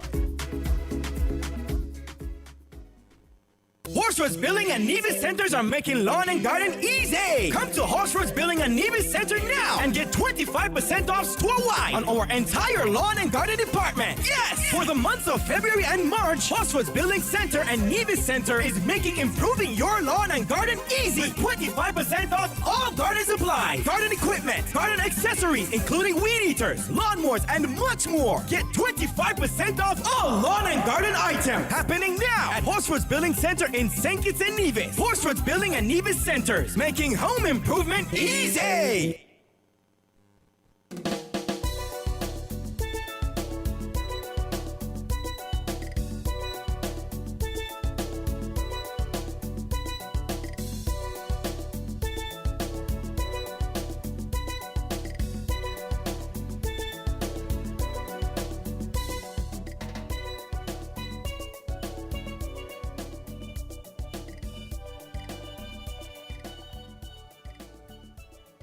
Welcome back to Voices here on WINN FM 98.9. I'm your host for today, Devon Cornelius, and the phone lines are open at 466-0989, 762-0989, and 662-0989, and of course our WhatsApp 662-2204. And again, welcome to all of you who have joined us via the Facebook and YouTube live stream, as well as our website, and of course via the radio. I hope that you guys are having a good afternoon. You had a good, healthy lunch, and that you are doing well. I received a comment here via the WhatsApp number, and it is basically to congratulate the new director of the WTO, Dr. Ngozi Okonjo-Iweala, and pray that God protects her, and hope for change, especially on the continent of Africa, in terms of hunger and other ills on that continent. This is a comment from our WhatsApp number congratulating Dr. Ngozi Okonjo-Iweala. We are still taking your comments and your calls. Again, the numbers to call for those of you who are just tuning in are 466-0989, 762-0989, and 662-0989. WhatsApp number is 662-2204. Remember, that number is not to call, it's just to send WhatsApp messages, just to send your questions.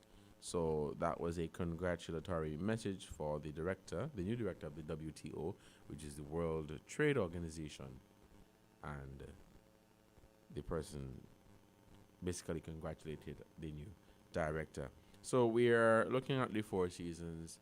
I think we had a very good discussion hearing from where the resort started, and of course, speaking with the employees, because it doesn't make any sense to talk about the Four Seasons and not speak with some of the persons who joined the resort when it officially opened in 1991. And so looking at the serious positive impact it has had on the economy is very good. I know of people who have built their entire life because of that resort. Persons who worked for the first time because of that resort were able to send their children to university, were able to buy a piece of land, were able to build a house because of being employed with that resort. Not only that, remember, as we were saying earlier, persons who were civil servants were given the opportunity to work at the resort part-time. And so after hours, when they finished with the government, and on the weekends, they were working there. So for the first time, people on the island of Nevis were given a fantastic opportunity to make an honest, good living for themselves.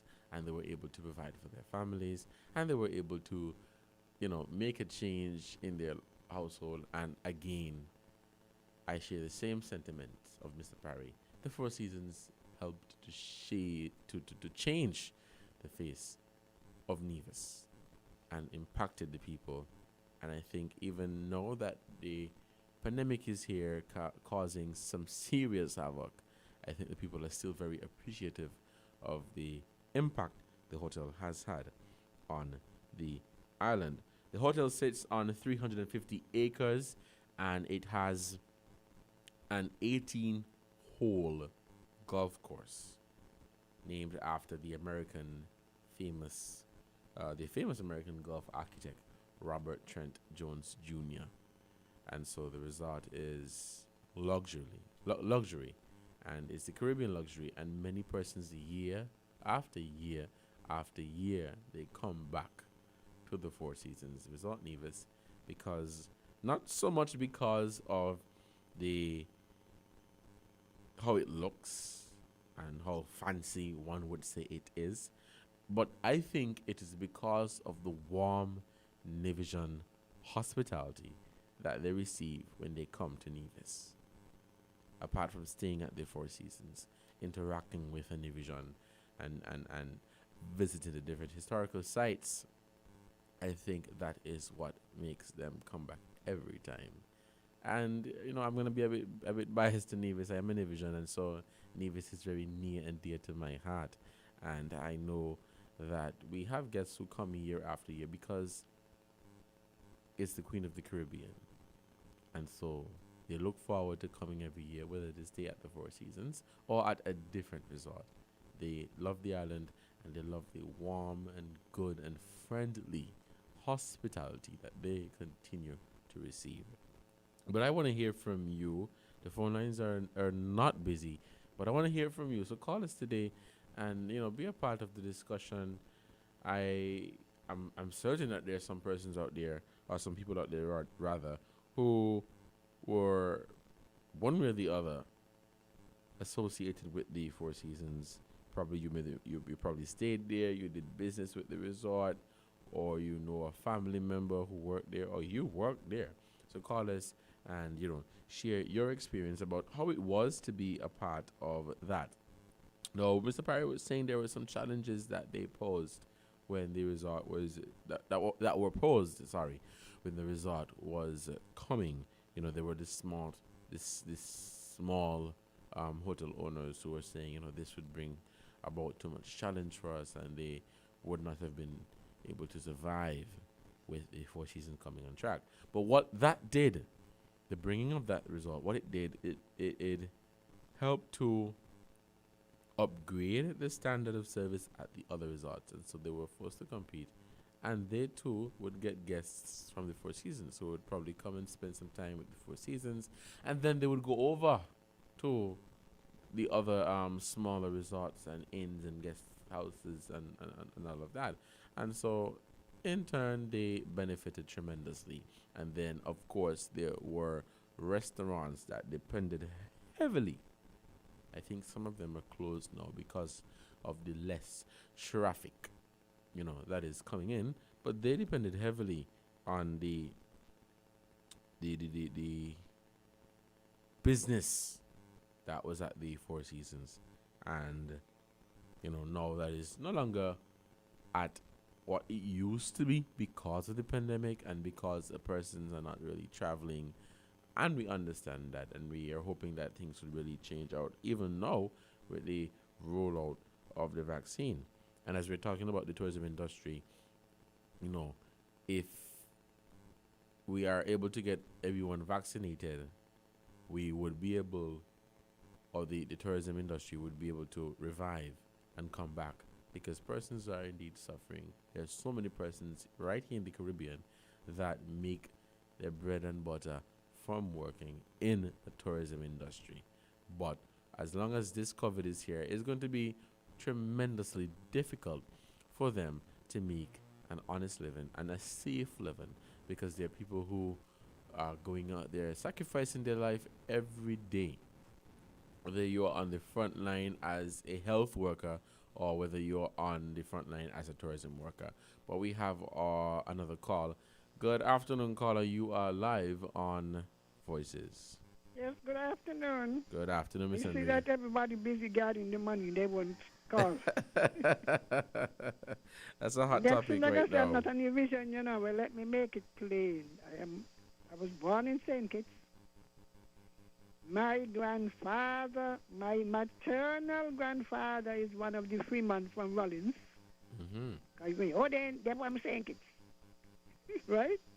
So my mother's father from Rollins, one of the mighty freemen. Okay, so you have family up in that area then. Yeah, but truth is I don't know some of them, you know. I know they said to move to St. Kitts, right? Right. Like all those freemen down in St. Paul's and those in Bastia, we're all one. We all came down. They used to come, like my grandfather and the one from St. Paul's, along with other New Vision, they used to come down to cut cane, eh? Well, my grandfather got married to my mother's mother and stayed. And she was a Jeffers. But the only thing so I am related to the Jeffers. And that again, I know the Jeffers in St. Kitts more than those in Nevis. And my father, mother from Nevis. Alberta Payne from Bath. That was my grandmother's first cousin. So I am more familiar with the pain and the challenges them in Bath. As a child, I used to go over, even when I got my children, take them over to Nevis to spend time with my father's family. You know, so let me get to the culture of Nevis, the impact for season and tourism too. Yes. Because as you said, when the smaller ones, the local ones, were forced to compete, they had to upgrade. Right. They had to improve their business and their marketing. Yes, and until some of them actually, you could say, have 5-star. Yeah. You have the one where the princess and whatever, Prince Harry them came. Yes. You all are, I don't know what it is about Nevis. Lord, deliver me the visions. Serious. You know, I read an article that said that the Europeans and so find the new visions much more friendly than Kittitians. I don't know about that. I think so. I don't know. You know, and this idea of keeping the island pristine, and that's another thing with the hotels too, right? Positive, negative. You know, I think because we have large one, Marriott, and Jack Tar used to be back to back. We had OTI. You know, we had a number of hotels that were very active. Right. And then the cruise ships come in, and some of them don't want the crowd, they don't want the neighbor to see them.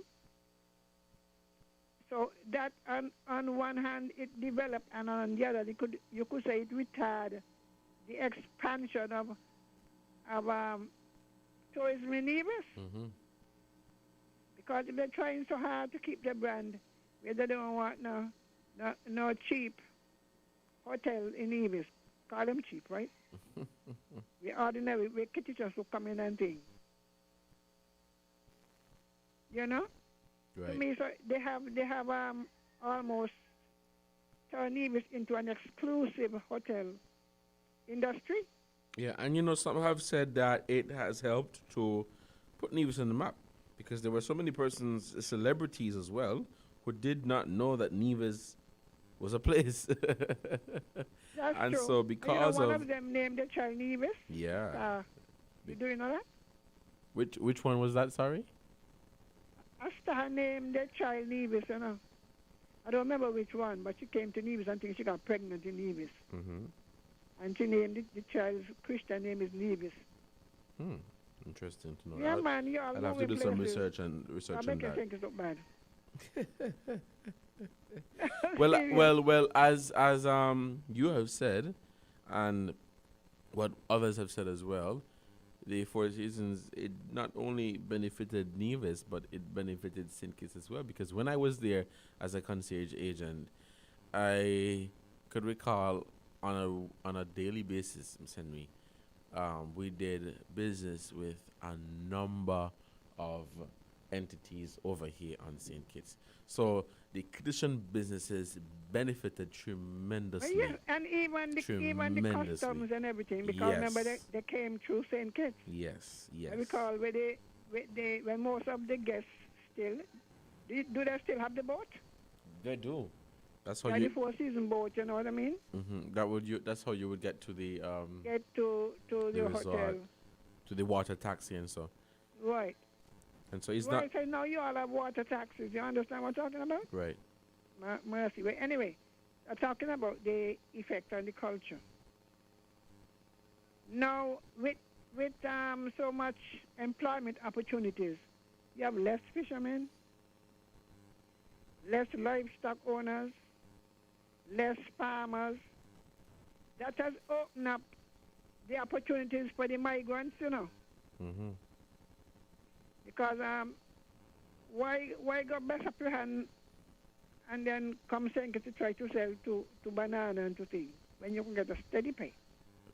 So this is where the Guyanese and the Trinidadians and the Jamaicans come in.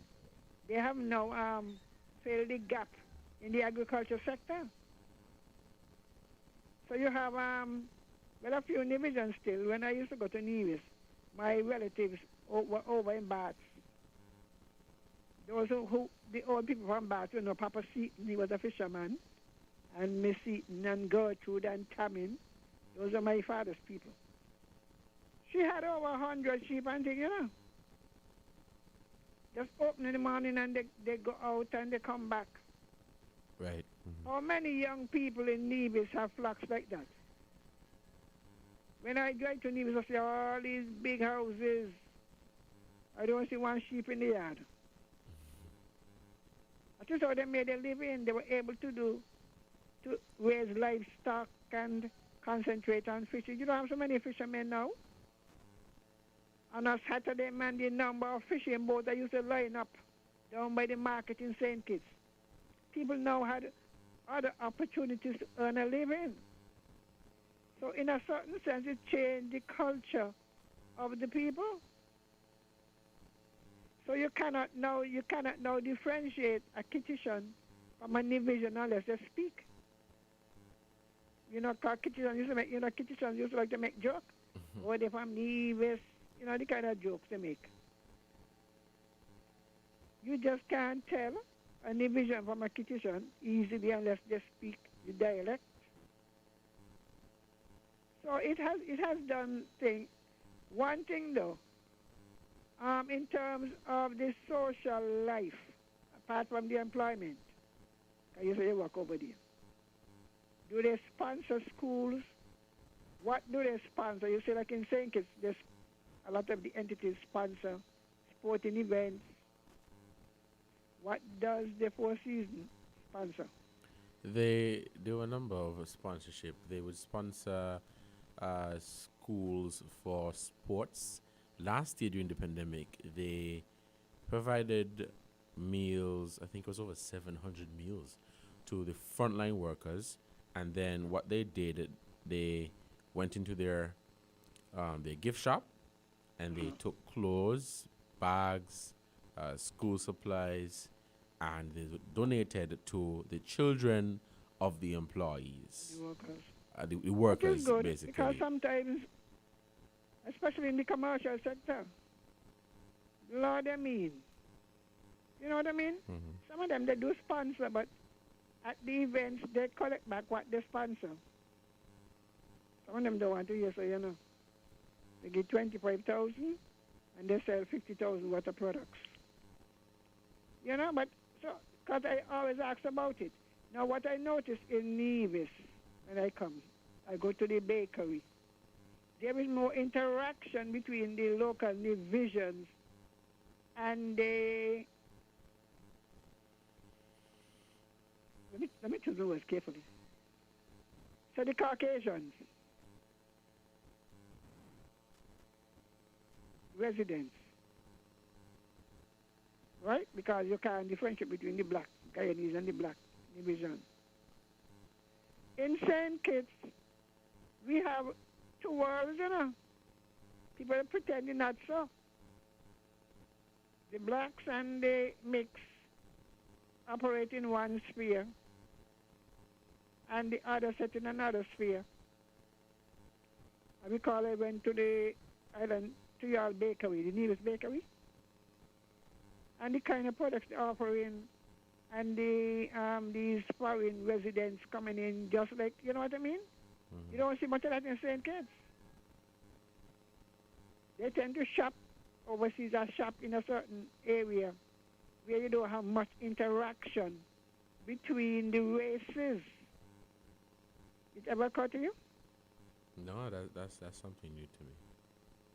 No, because even I listened to the news. They were library thing. They had a set used to have a library for the children.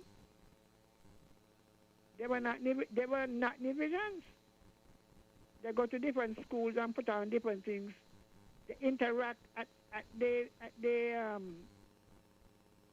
local level. I've heard them on the radio in Nevis.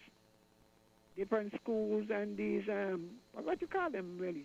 I'm trying to find the correct word. Like, you know, we have Russian all kind of people, like our Friggy Bay, for example. They live in secluded areas, eh? We're talking about the poor ones.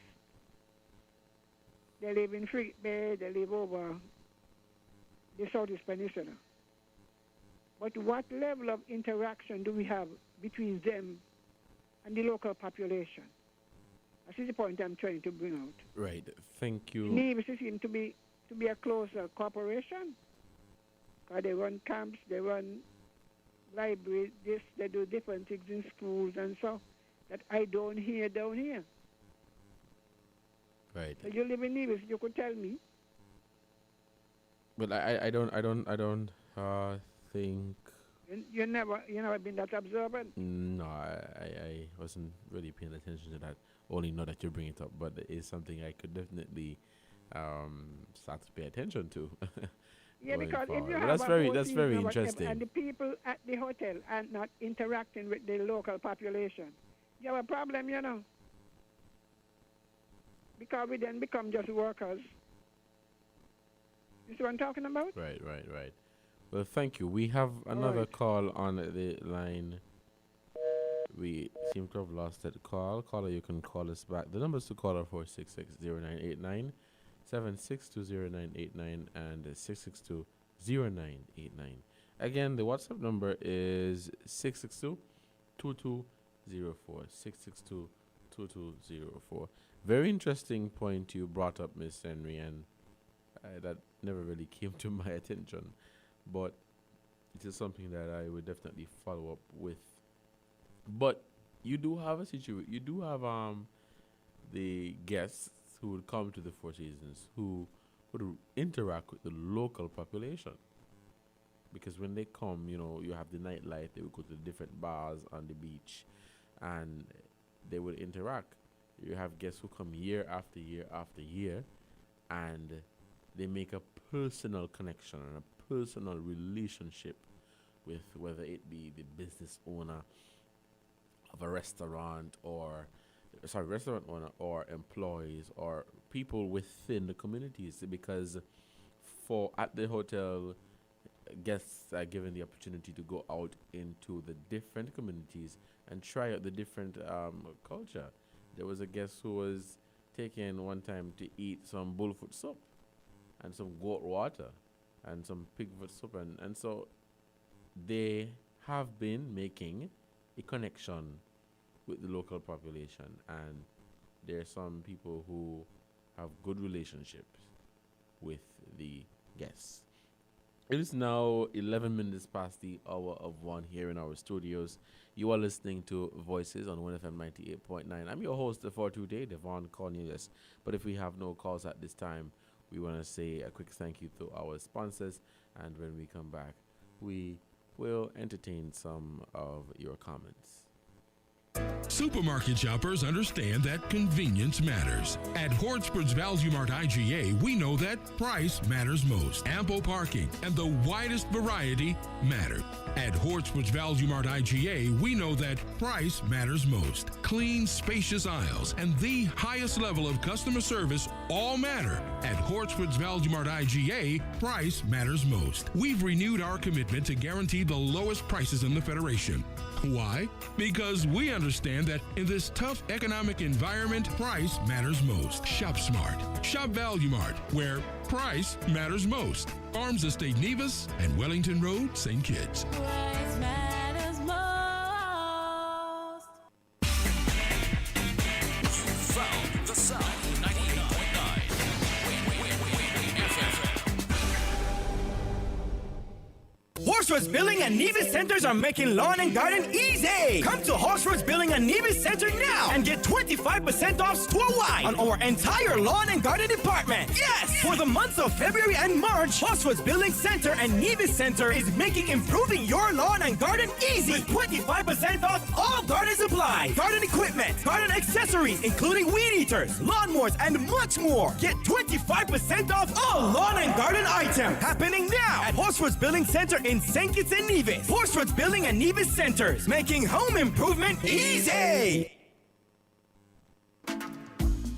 Get ready for an exciting year with Flow Broadband and TV connecting you at home. Sign up now and get a free Samsung tablet worth over $900. Up to 100 megabits per second blazing internet will keep everyone on top of everything every day. While Flow TV delivers the best home entertainment with the latest shows on demand in HD plus favorites you can record. Visit your nearest Flow store today to sign up for Flow Broadband and TV and get your free Samsung tablet. Conditions apply. Too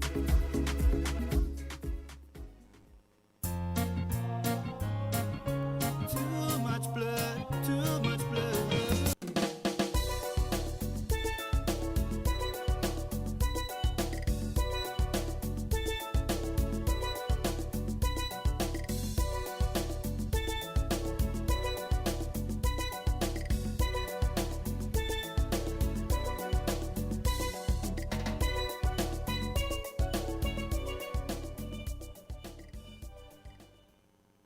Welcome back to Voices. This is WINN FM 98.9. I'm your host, Devon Cornelius. We've been having a very good conversation about the Four Seasons Resort on the occasion of the 30th anniversary, having been opened on February 14, 1991, and taking a look back over the years. As I said earlier, the resort is currently headed by Mrs. Yvette Thomas Henry, who I think is of Kittitian parentage. Her parents are from St. Kitts, and she is the regional vice president and general manager, and she is assisted by Ruby Garcia, who is the resort manager. So we're looking at the Four Seasons, what they've done, their work, and as I was saying to Miss Henry earlier, is they're not just here for 30 years and have not been doing anything, but they've been sponsoring, a number of small businesses, and they have been sponsoring the government, schools. During the pandemic last year, they were able to give out some free lunches to the frontline workers, as well as their staff were able to receive, staff who had children, of course, were able to receive back-to-school supplies, because, your income basically dwindled, and so one may not have been in a position to purchase the usual stuff for their children who are going back out to school. And so the resort has been making a very, very positive impact, and for that I think the people who call Nevis home are rather grateful. But let us take this other call. Good afternoon, caller. You were live on Voices. Good afternoon, caller. You are live on Voices. Good afternoon, Deborah. Good afternoon. How are you? I'm just here driving and listening to your program. Very interesting. One of the things you forever remember is the Four Seasons Accord. You know, that affected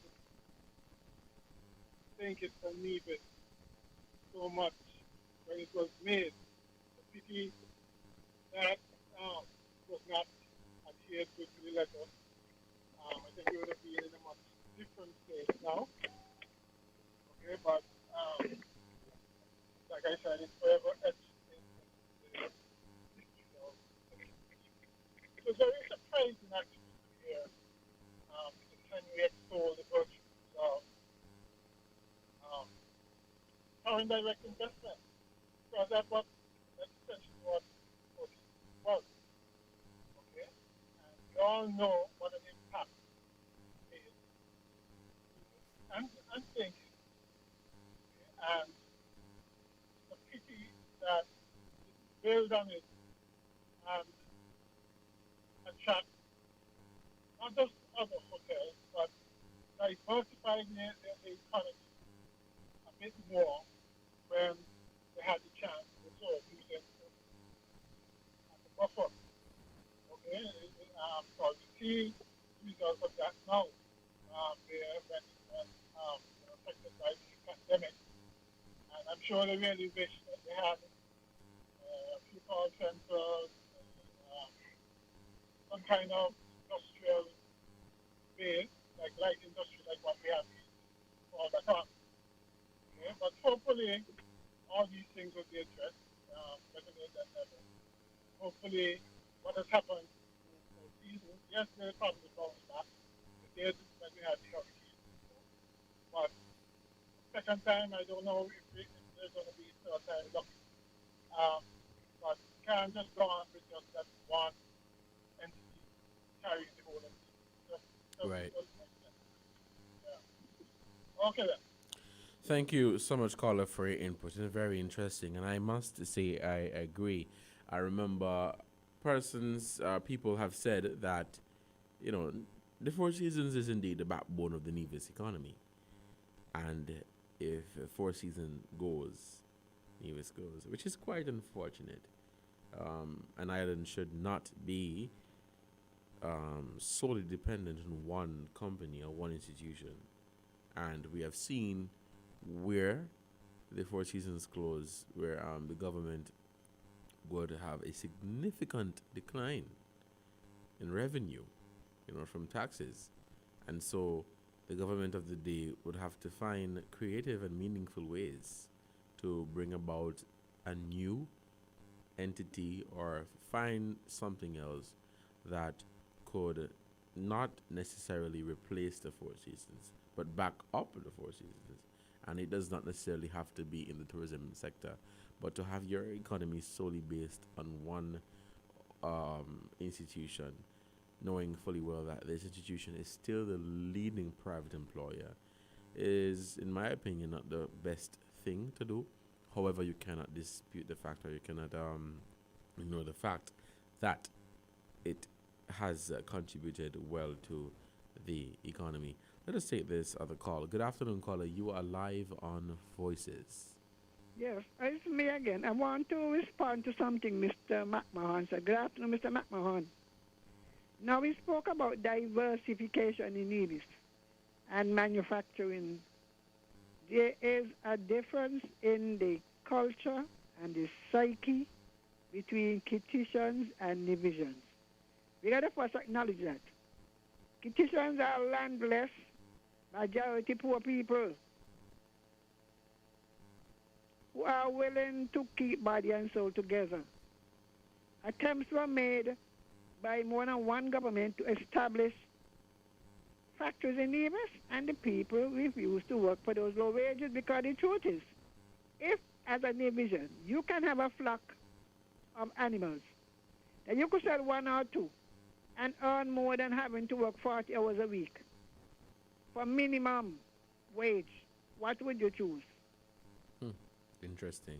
You understand? Right. You're not bounded on a lot of house rent, Kittitians up until today, even though they get NHC houses, they're struggling. Nevisians have land. Who don't have land got land. They have a whole different psyche to us.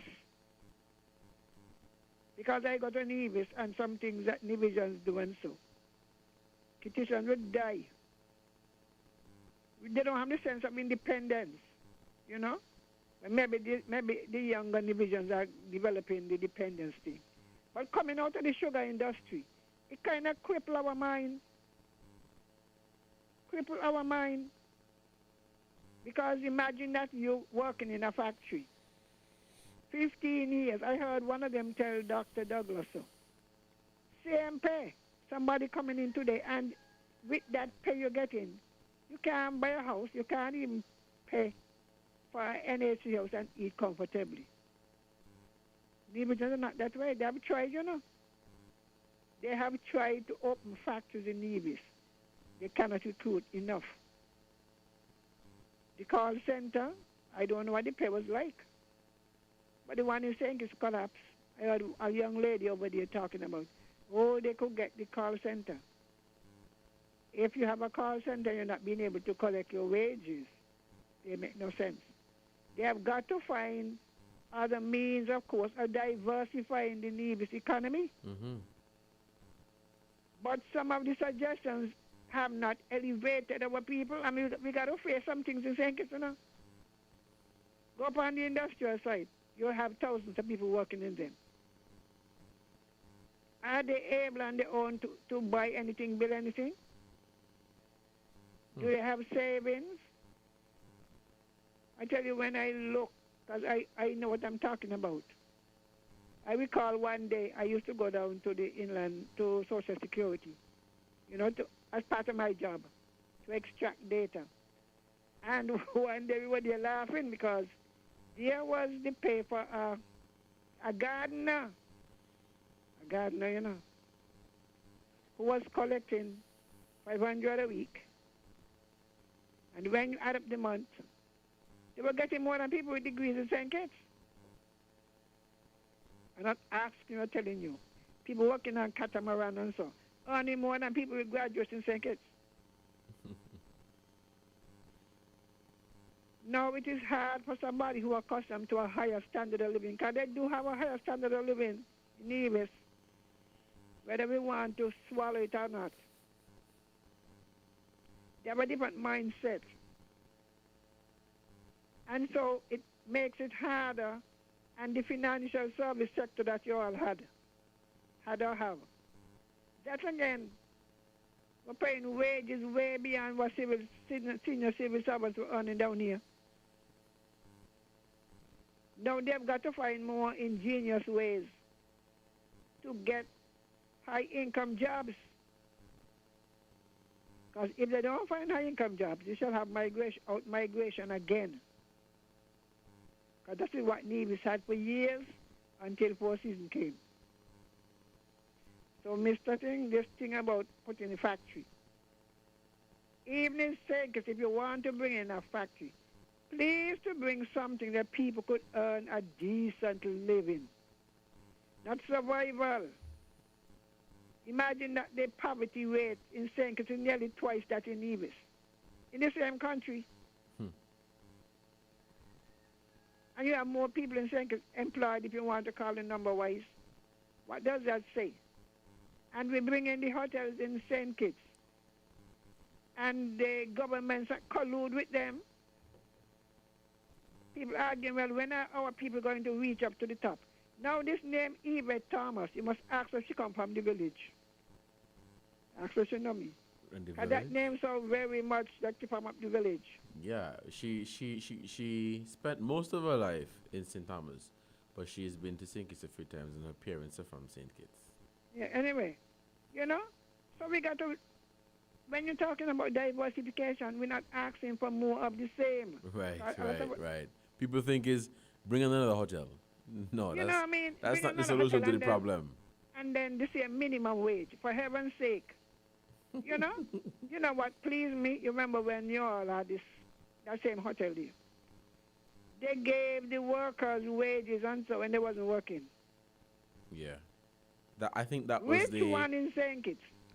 I don't know. I don't think any of it ever happened. Well, But the answer is none.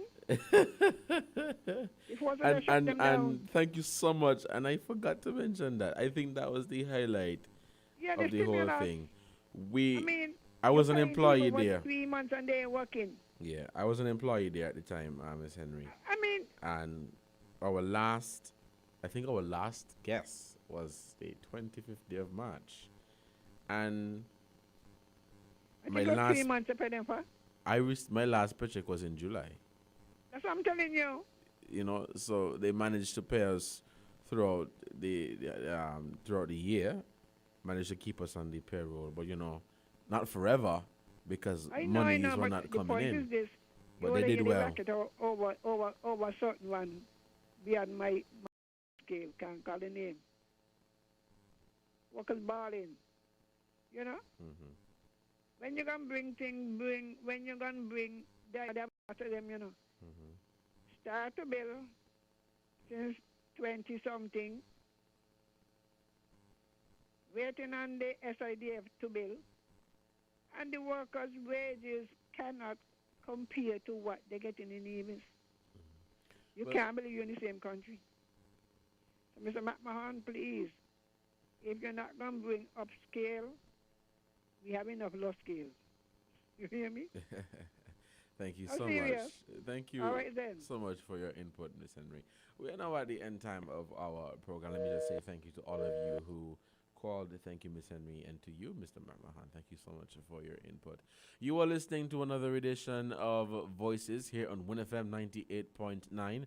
I was your host for today, Devon Cornelius, and we were talking about the 30 years the Four Seasons is celebrating on the island of Nevis. They have done well. They have made a significant impact on the island of Nevis and on its economy. And of course, by extension, the Federation of St Kitts and Nevis. And we were able to speak with some of the persons who began working for the resort 30 years ago. It was indeed a wonderful experience. And until next time, stay safe, continue to wear your mask, practice social distancing, and play your part in keeping St Kitts and Nevis safe from the COVID-19 pandemic. Until next time, stay safe.